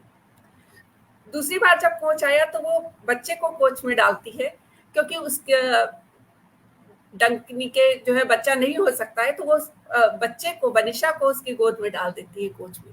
तो एक सार्थक प्रतीक, हम लोग प्रतीकों में ना अटके रहे। ये उपन्यास एक बहुत बड़ी बात कह रहा है। जहां वो लोक और कला और संस्कृति को सहेजने की बात कर रही है, वहां ये कह रही है हम प्रतीकों में ना उलझे रह जाएं कि चावल डालते थे कि दूध डालते थे कि धान डालते थे। नहीं, हमें प्रतीकों में नहीं उलझना है।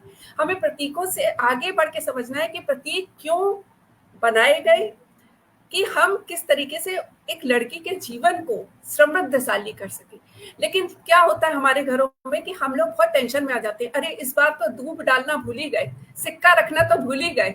हम लोग का सारा टेंशन, हम लोगों ने अपनी माओ को देखा है कि अगर कोई चीज भूल जाती है तो उनका बहुत टेंशन हो जाता है। लेकिन ये प्रतीक इसलिए बनाए गए थे कि आपको अपनी बेटी को क्या देना है जो जीवन में उसके ज्यादा सार्थक कर सके। उस बात को, जो प्रतीकों के स्थापना के पीछे का जो सच था, जो लॉजिक था, उसको ये उपन्यास इतना अच्छे से क्लियर कर रहा है। और ये आप लोग अगली पीढ़ी के हैं और हमारी सारी अगली पीढ़ी के लोगों के लिए विशेष सूत्र दे रहा है कि कोच में क्या डालना है बेटी के। कोच में ये नहीं डाल देना है कि आप ये परेशान होते रहे कि चावल डाले कि दूध डाले कि सिक्का डाला, गुड़ रह गया, चीनी डाल दी, इस बार मखाने रह गए। तो ये सब नहीं सोचना है। हमें अपनी बेटी का जीवन कैसे ज्यादा समृद्ध कर सकते हैं, उस बारे में बात करनी है। इसके अलावा जब तीसरे उपन्यास की बात आती है तो इसमें सारी लोक कला संस्कृति को सहेजने के लिए वो एक एक सूत्र लेकर के आती हैं। हर तरीके से वो कोशिश करती हैं कि हम लोक की जानकारी दें। तो उपन्यास इस मामले में खास हो जाता है। जहाँ पहला भाग इस मामले में खास हो जाता है कि वो स्त्री जीवन के दुख, दर्द और उससे निकलने की संघर्ष गाथा है। दूसरा उपन्यास स्त्री शिक्षा के ऊपर फोकस्ड है और तीसरा उपन्यास लोक कलाओं और संस्कृति को सहेजने के ऊपर फोकस है। यानी कि तीनों उपन्यास एक ही कहानी के अंश होते हुए भी तीनों के मुख्य थीम या मुख्य स्वर अलग अलग हैं। जहाँ स्त्री जीवन को के संघर्ष की गाथा है, वही दूसरे में शिक्षा की बात है, जहाँ कात्यायनी शिक्षा ग्रहण करती है और शिक्षा को बढ़ावा देने के लिए आरण्य धाम खोलती है। लेकिन शिक्षा उसकी केवल ऐसी शिक्षा नहीं है कि केवल जो है इंग्लिश मीडियम में पढ़े, मैकॉले वाली शिक्षा नीति नहीं है। वो लोक कला को सहेजने की शिक्षा देती है। और अब तीसरे में उसका विस्तार है, उसका वृक्ष फल फूल रहा है, आगे बढ़ रहा है। तो जब वो वृक्ष आगे बढ़ रहा है तो वो उड़ीसा में नहीं खुलती है, उसकी एक शाखा लखनऊ के पास उस गांव में भी खुलती है जो कात्यायनी के शोषण का, कात्यायनी की कथा का आरंभ का केंद्र बिंदु है। उस गांव में जहां आज भी स्त्री, जैसे कि उत्तर प्रदेश के गांव में आज भी स्त्री की दशा अच्छी नहीं है। भले ही हम सोशल मीडिया पे जो स्त्री की दशा देखते हैं वैसी गांव में नहीं है।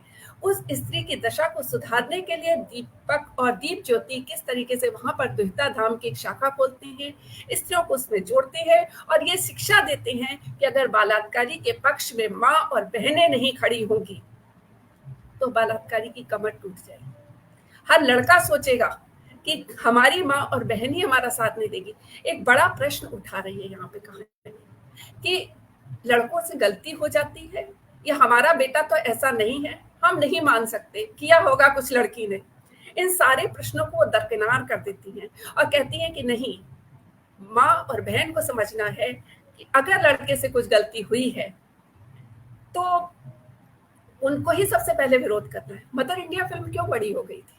क्योंकि माँ अपने बेटे का ये अपराध नहीं क्षमा कर सकी कि गांव की बेटी की इज्जत पे उसने हाथ डाल दिया है। लेकिन मदर इंडिया पे तालियां बजाने वाले हम कल मदर्स डे भी है और सारी मदर्स अपने बेटे के पक्ष में खड़ी हो जाती है। कुछ तो किया होगा, लड़के बहू में नहीं बन रही है, बहू कुछ चालाक होगी, कुछ तो किया होगा।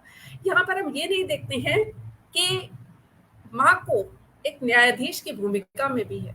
माँ को मिट्टी, आपने मिट्टी की बात की आदित्य जी, मिट्टी, बच्चा भी एक मिट्टी है, अनगढ़ मिट्टी है, उसको आकार देने में जो माँ की भूमिका है यहाँ पर वो क्लियर करती है। और सबसे बड़ी बात यह है कि उस क्लियर करने के बाद किस्नू बदलता है, वो समझता है अगर माएँ साथ नहीं खड़ी होंगी, संस्कार ऐसे नहीं बोए जाते हैं। एक व्याख्यान दे दिया, संस्कार ऐसे बोए जाते हैं कि माँ को साथ नहीं खड़ा होना है। उसको कठोरता से, उसको भी तकलीफ है, उसको तकलीफ है, लेकिन वो सारी तकलीफ सहती है क्योंकि उसको अपने बच्चे को संस्कारित करना है। और वो उसी घर में अपने पति के ताने सहते हुए रहती भी है बचने की कोशिश करती है, जा करके वो द्वैता धाम में रात में पढ़ाई करती है, कभी कभी रुक भी जाती है ताकि उसको वो शोषण ना झेलना पड़े, पति का, तानों का, परिवार का। लेकिन वो अपने बच्चे को सुधारने के लिए कठोर निर्णय लेती है और किस्नू सुधरता है। वहीं पर दूसरा पक्ष जो स्त्री का बहुत ही अच्छा मुझे मजबूत पक्ष लगा कि झरबेरी के साथ जिसका बलात्कार करने का प्रयास किस्नू करता है, वो उससे विवाह से इनकार कर देती है। ये बहुत, कितने न्यायालय हुए, कितने ऐसे मतलब फैसले हुए हैं कि अच्छा इसने कोशिश करी थी या इसने बलात्कार किया था तो लड़की को उसी के साथ ब्याह दो। गांव में तो छोटे मोटे केसेस में ये आराम से निपट जाता है। एक लड़की को क्या समझ लिया गया है, हम किसी की छोटी सी गलती माफ नहीं कर पाते, और इतनी बड़ी गलती के साथ जहां प्रेम के अंकुर पनपे ही ना हो, जहां एक इतना गहरा गंदा इतिहास साथ लिए एक लड़की के जीवन को हमने समझ लिया कि उसकी शुचिता इतनी बड़ी है कि उसका मन, उसका मानसिक स्वास्थ्य दरकिनार कर दिया गया। वो वहां जाएगी, बच्चे पैदा करेगी, बच्चे पालेगी, बड़े करेगी, लेकिन उसका मानसिक स्वास्थ्य का क्या होगा कि वो एक अपने बलात्कारी के साथ क्या कभी वो संबंधों में नॉर्मल रह पाएगी। तो एक बड़ी बात ये यहाँ पर कहती है।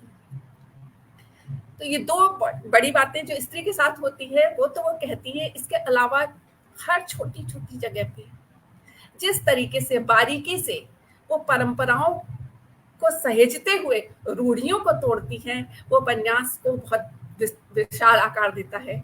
जैसे कि एक परंपरा है जहाँ पे जगार माई को बुलाया जाता है, नानी को बुलाया जाता है, वहाँ महिलाएं नहीं जाती, लेकिन यहाँ पे सारी महिलाएं जा रही हैं बुलाने के लिए, क्यों नहीं स्त्रियां जाएंगी। एक इस तरीके से वो परंपरा हमने सहेज ली है। हम वहां पर जगार में जो भी माई बुलाई जाती हैं देवताओं को जगाने के लिए, उनको बुलाएंगे, लेकिन हम उसमें स्त्रियों को भी भेजेंगे। तो ये जो रूढ़ियों को तोड़ना है, परंपराओं को सहेजना है। जब बात आती है तो दो पक्ष हो जाते हैं। एक कहता है कि बिल्कुल ही पुराना छोड़ दो और बिल्कुल नया अपना लो, लेकिन सच्चाई यह है कि हम अगर पुराना छोड़ देंगे तो नया अपना भी नहीं पाएंगे, क्योंकि हम अपनी जड़ों से कट के रह नहीं सकते हैं। और अगर लेकिन हमें रूढ़ियों की सफाई करनी होगी। ये जीवन एक खेत है, कृष्ण गीता में कहते हैं जीवन एक खेत है, और खरपतवार तो आपको निकालना ही पड़ेगा असली फसल, अच्छी फसल के लिए। तो खरपतवार निकालने की, रूढ़ियों को निकालने की बात करती है। यहाँ पर इन्होंने इतनी सारी लोक कथाओं, जैसा कि आपने बताया कि कथा के अंदर कथा, कथा के अंदर कथा, कई सारी भाषाएं, कई सारे रिवाज, वो सारे लिखती है। तो किसी को बस्तर को जानना हो तो एक कैटलॉग बन गया है। ये भाग 3 एक ऐसी चीज बन गई है कि छत्तीसगढ़ की लोक कला और संस्कृति के बारे में जानने के लिए। वहीं पर वो बस्तर के जो दूसरा हिस्सा है, इसका नाम मुझे याद नहीं आ रहा है, 7 से कुछ नाम है शायद, तो उस दूसरे हिस्से में भी वो फिर से द्वैता धाम खोलने की कोशिश करती हैं। तो इस तरीके से विस्तार वो देती जा रही हैं, और एक बात क्लियर होती जा रही है कि स्त्री जो है एक दूसरे का हाथ थाम के ही आगे बढ़ेगी। जब कोई कमजोर होता है ना, तो अकेले लड़ाई नहीं लड़ पाता है। जो अकेले लड़ाई नहीं लड़ सकता है, उसको एक दूसरे का हाथ थामना जरूरी है। ये सिस्टरहुड जरूरी है, ये बहनापा जरूरी है। इस विषय पे जब वो अपनी बात कहती हैं तो कहती ही नहीं, उसको सिद्ध करती चलती। किस तरह से अरण्य धाम बना, किस तरह से द्वैता धाम की शाखाएं खुलने लगी। शायद अगला कभी ये भाग लिखे तो द्वैता धाम पूरे देश में फैल चुका हो।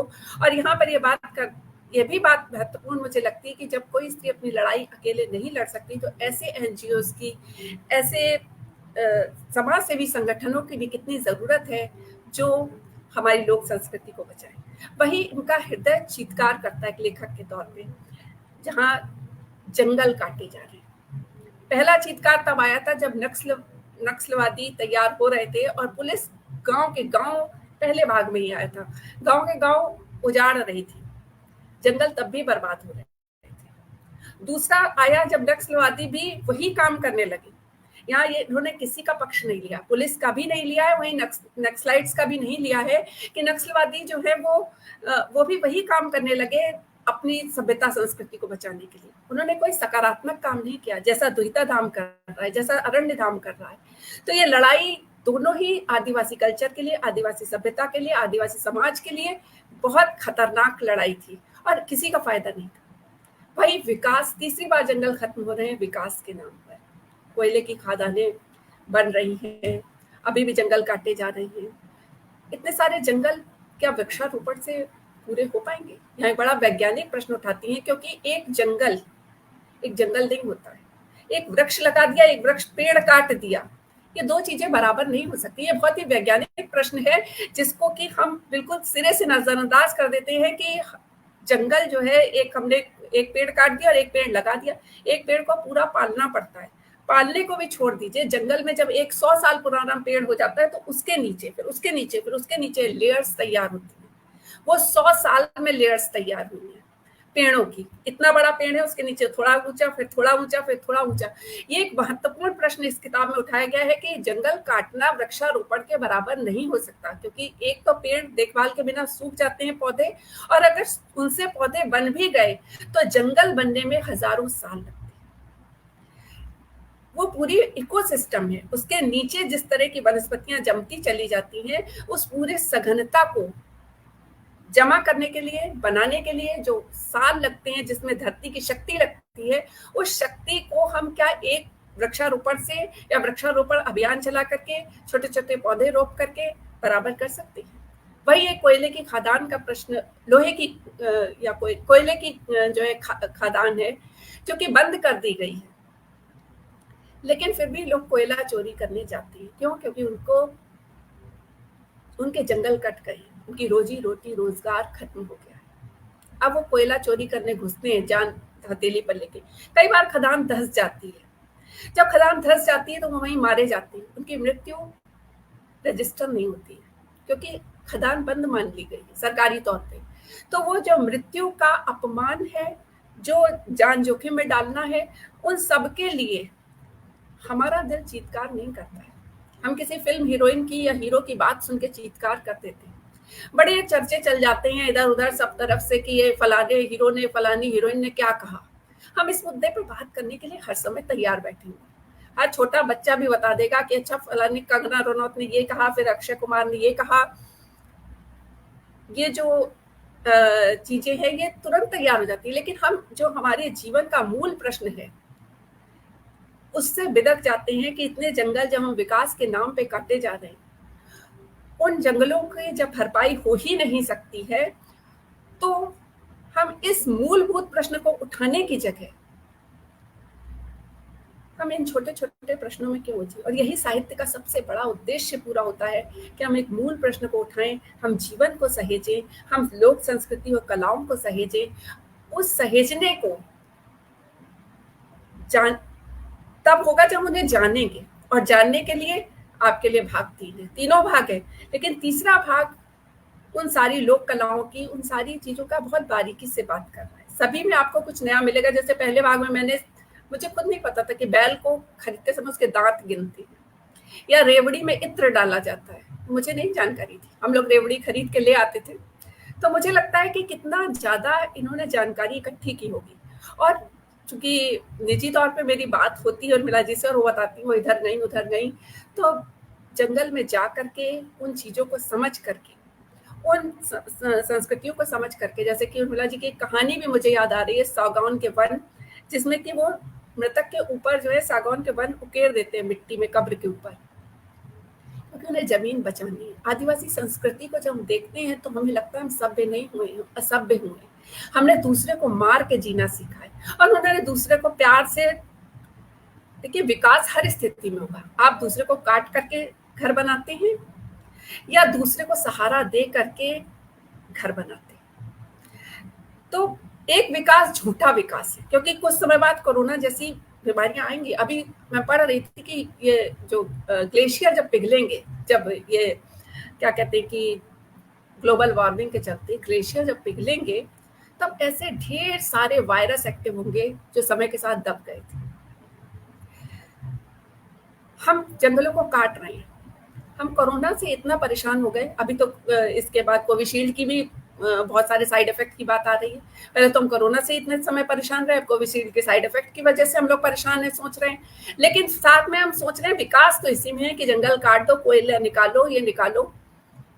तो ऐसे जब वायरस एक्टिव होते चले जाएंगे तो उन वायरसेस से जो बीमारियां आएंगी, हम उनकी तरफ सोच ही नहीं रहे। हम इन चीजों की तरफ ना सोचने की वजह यह है क्योंकि हम इन चीजों को प्राथमिकता नहीं दे रहे हैं। साहित्य से ये दर्द गायब हो रहा है। कुछ साहित्यकार इन चीजों पे बात कर रहे हैं, कला, जैसे पिछले उपन्यास पे हम लोगों ने बात करी कला संस्कृति को सहेजने के, लोक कलाकारों को सहेजने के लिए। आज हम बात कर रहे हैं तो ये बहुत कम साहित्यकार हैं जो इस संस्कृति को सहेजने की बात कर रहे हैं, क्योंकि जब हम संस्कृति सहेजेंगे तो जंगल सहेजे जाएंगे। आदिवासी जंगल नहीं काट करके संस्कृति नहीं सहेजेगा, उसके धर्म में नहीं है, उसके कर्म में नहीं है, वो कर ही नहीं सकता है। तो जब हम उन कलाओं को सहेजेंगे तो कहीं ना कहीं वो संस्कृति के साथ साथ जंगल भी सहेजे जाएंगे। हम बड़ा खतरे को नहीं देख रहे हैं। पिछली बार ही जो उपन्यास था उसमें चर्चा थी कि हम उस कबूतर की तरह हैं जो आंख मूंद करके नीचे सर करके बैठा हुआ है, सामने बिल्ली है, सोच रहा है कि उसको नहीं दिख रही तो बिल्ली को भी नहीं दिख रही। बच्चे भी ऐसे ही खेल करते हैं, पर्दे से मुंह छिपा लेंगे और कहेंगे ढूंढो हमें कहाँ है, और हम लोग सारा घर ढूंढते रहते हैं, भाई बच्चा नहीं दिख रहा, बच्चा नहीं दिख रहा।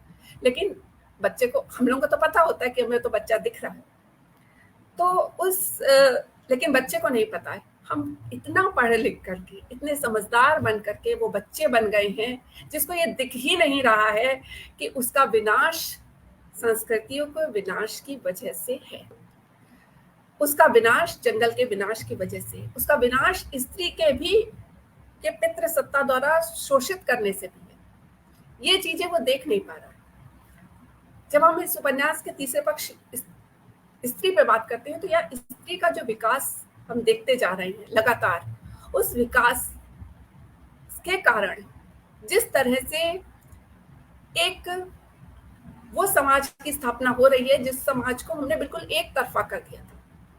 उचित फैसले नहीं लिए जा सकते अगर समाज बिल्कुल एक तरफा होगा, एक तरीके से सोचेगा। हालांकि अभी ये इस किताब से संबंधित नहीं है, लेकिन अभी फिल्मों की जो समीक्षा लिखी जा रही थी उसमें भी मैंने यही कहा था कि इतनी सारी समीक्षाएं आने से ही तो हमें पता चलेगा कि समाज क्या मूल स्वर क्या है, क्या सोच रहा है।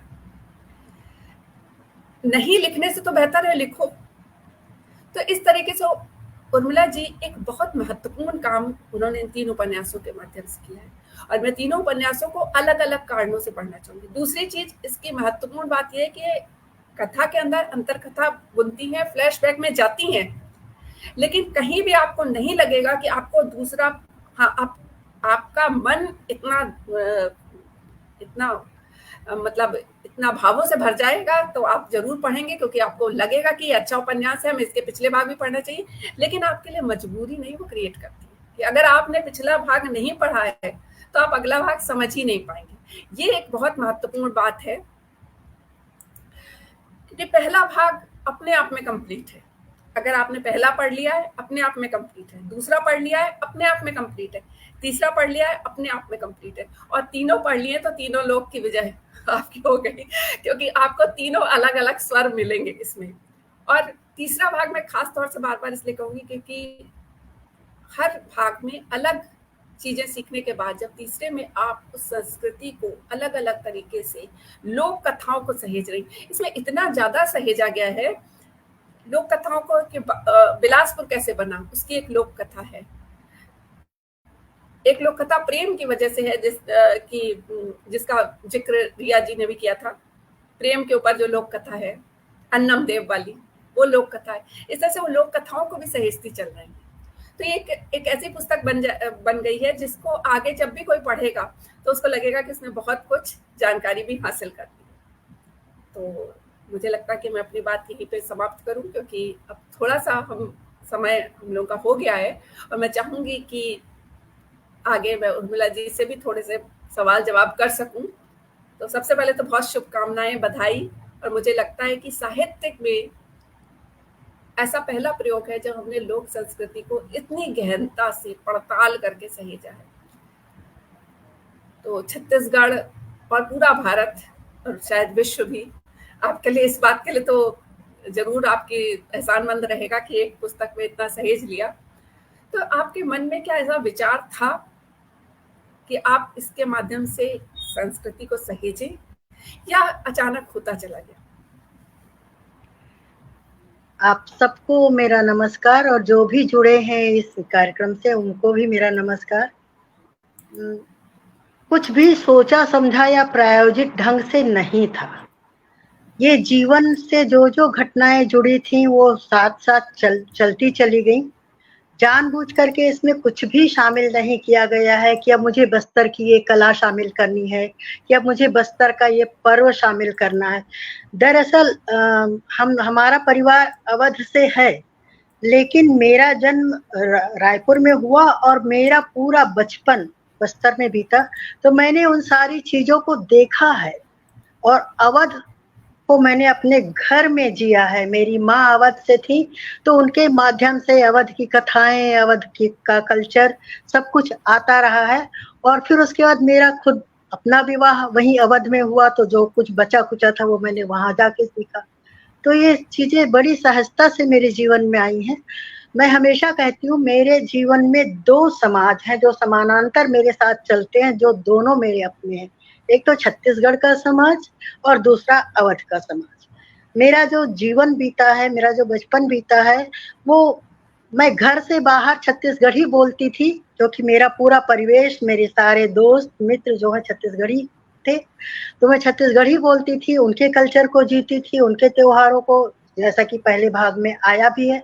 और दूसरा जो घर का परिवेश था वो पूरा अवधि का था, सारा कुछ खान पान, रहन सहन, तीज त्योहार, हर चीज वहाँ अवधि।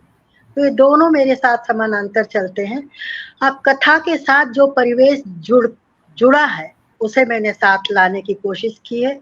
दरअसल मेरा अपना मानना है, केवल जंगल बचाने की जरूरत नहीं है, जंगल के साथ साथ पूरे पर्यावरण को बचाने की जरूरत है, जो कि हम नहीं कर रहे हैं।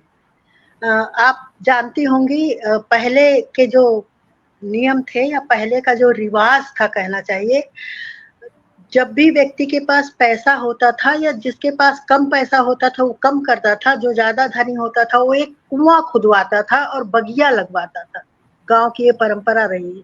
तो एक कुआं और बगिया क्या है? पानी और हवा का संरक्षण है, लोगों के लिए उपलब्ध कराना है। वो चीजें हम भूल रहे हैं। हम अब सारी चीजें काटते हैं, पेड़ों को हम काटते हैं, लेकिन एक पेड़ नहीं लगाते। मुझे बड़ा दुख होता है, सारा पेड़ काटने के बाद हम अपने फ्लैट में गमले लगा लेते हैं। क्या एक गमला एक पूरे वृक्ष का रूप ले सकता है, या एक गमले का पौधा एक वृक्ष का काम कर सकता है? कदापि नहीं। तो ये सारी चीजें जो हैं हमें सहेजने की जरूरत है और शुरुआत अपने आप से करने की जरूरत है। तो ये चीजें साथ में आती चली गई हैं।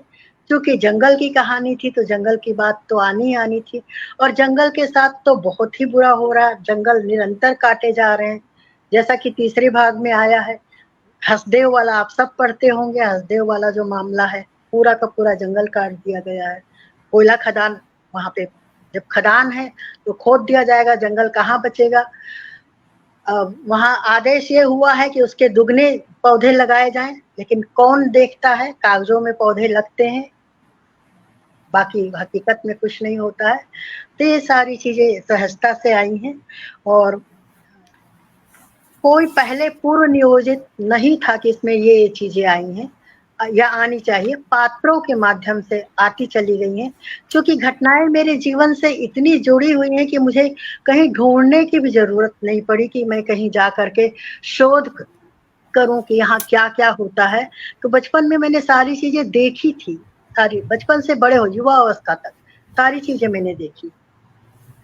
तो ये बातें थी। तो अब मैं चाहती हूँ आप इसकी रचना प्रक्रिया के बारे में बताएं, क्योंकि एक मतलब इतना सारा लिखना और मेरे ख्याल से 2-2.5 साल के अंतर में ये सारे उपन्यास आ गए हैं। तो आपने इसको बहुत मतलब एक पूरी तरह से डेडिकेशन के साथ जिस तरह से लिखा होगा, तो उसकी रचना प्रक्रिया जानना चाहती हूँ, ताकि और लेखकों को भी लाभ मिले कि वो किस तरह से एक उपन्यास में डेडिकेशन के साथ लिख सकते हैं।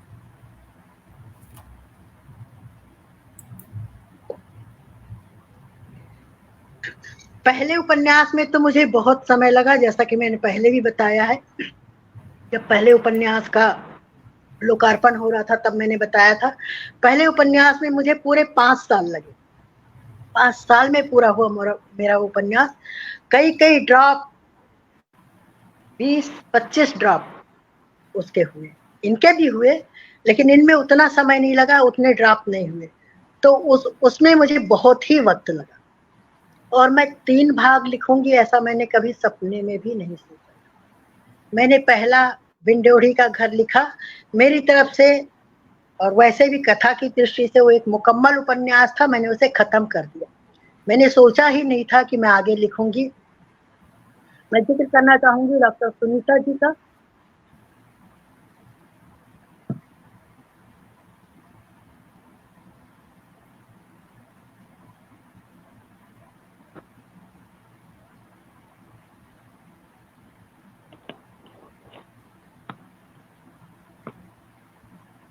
मैं यहाँ पे जिक्र करना चाहूंगी डॉक्टर सुनीता जी का।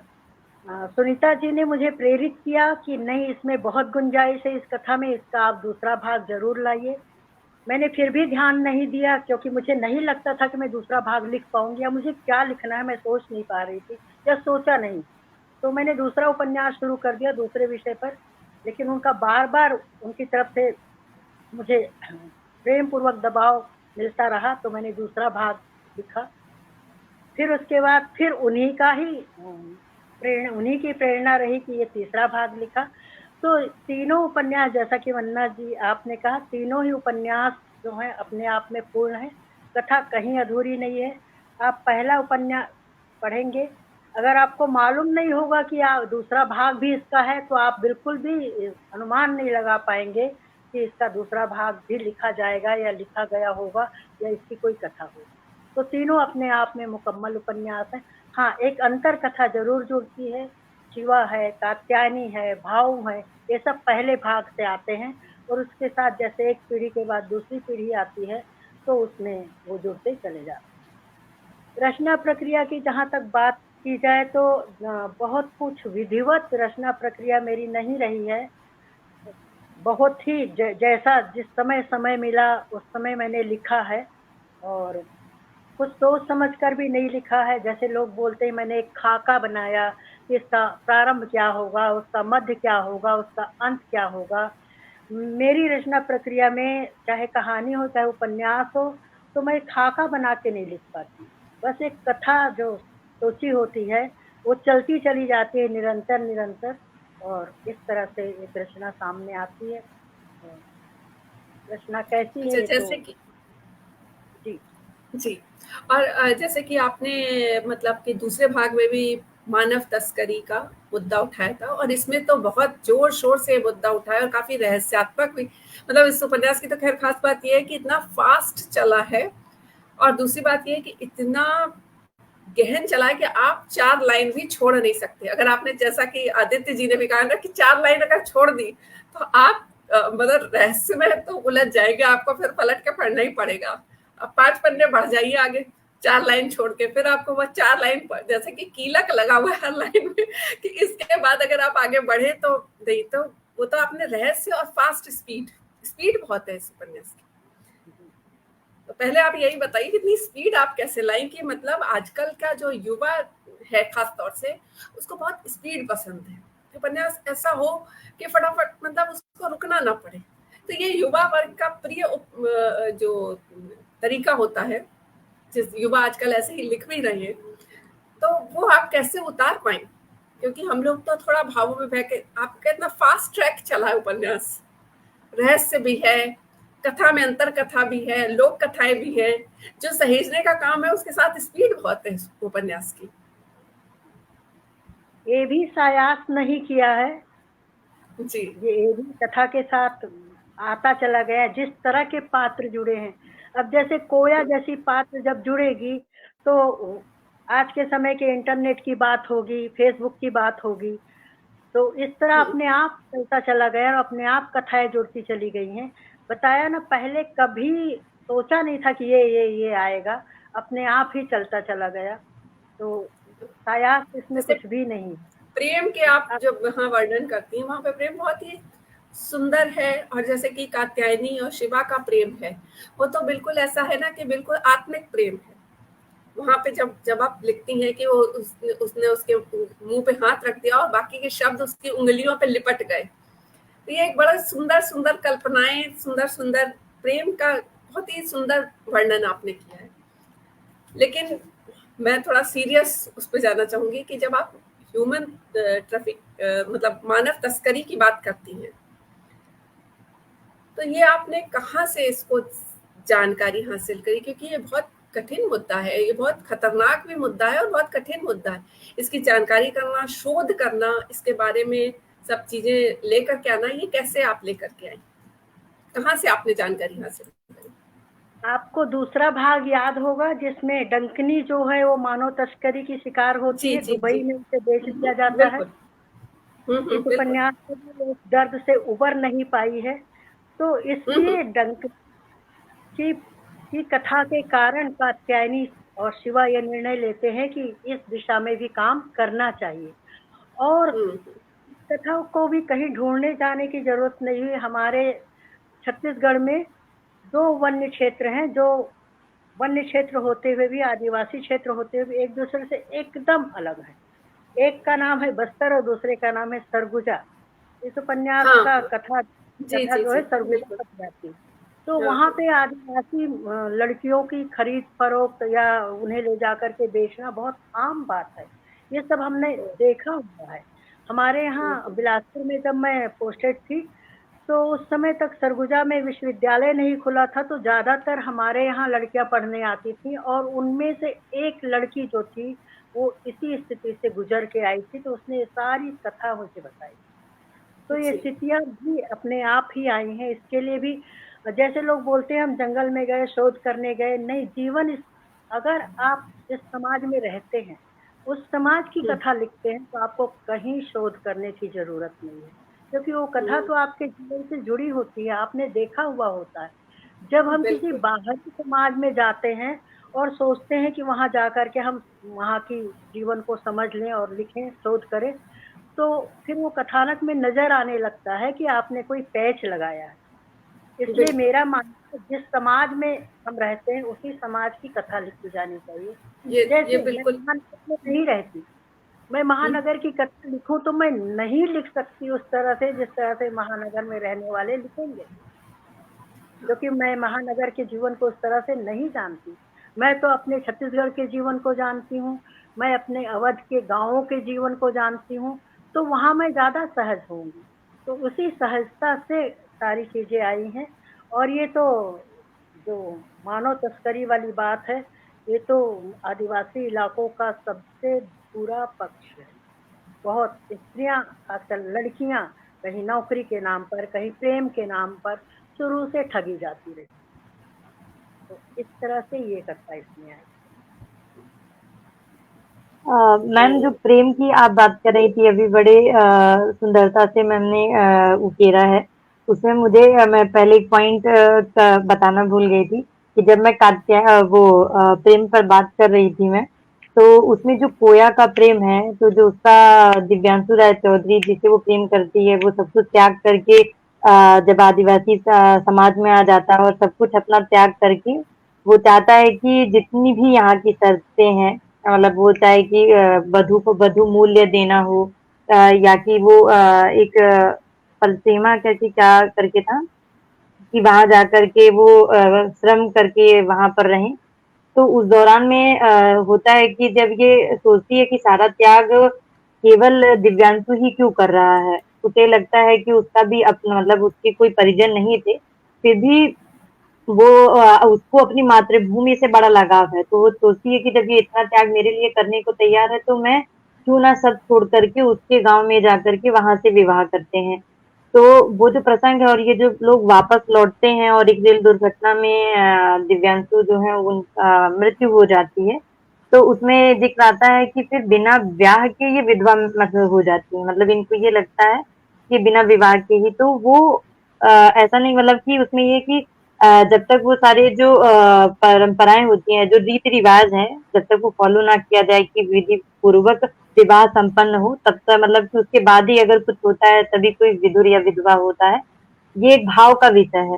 तो जब ये मतलब ये वाला जब मैं बिंदु पढ़ रही थी, तो उस दौरान मेरा ध्यान तुरंत सिंदूर की होली में चला गया था कि कैसे जो चंद्रकला है उसमें उसका विवाह तो नहीं हुआ, बस उसने एक झलक भर देखी थी रजनीकांत की, और उस मतलब कि उसने उसे पति रूप में ऐसे स्वीकार कर लिया कि जब उसे पता चलता है कि मतलब कि हरनंदन सिंह और वो जो रहते हैं वो सब मतलब भगवंत सिंह है ना वो मार देते हैं उसे, तो विधवा हो जाती है। तो मैं सोचती हूँ कि मतलब कितनी सहजता से लिखा हुआ है ये सब कि आप एकदम से कोई भी प्रसंग हो उसे बहुत जनरलाइज तौर पर कहीं से भी रिलेट कर सकते हैं।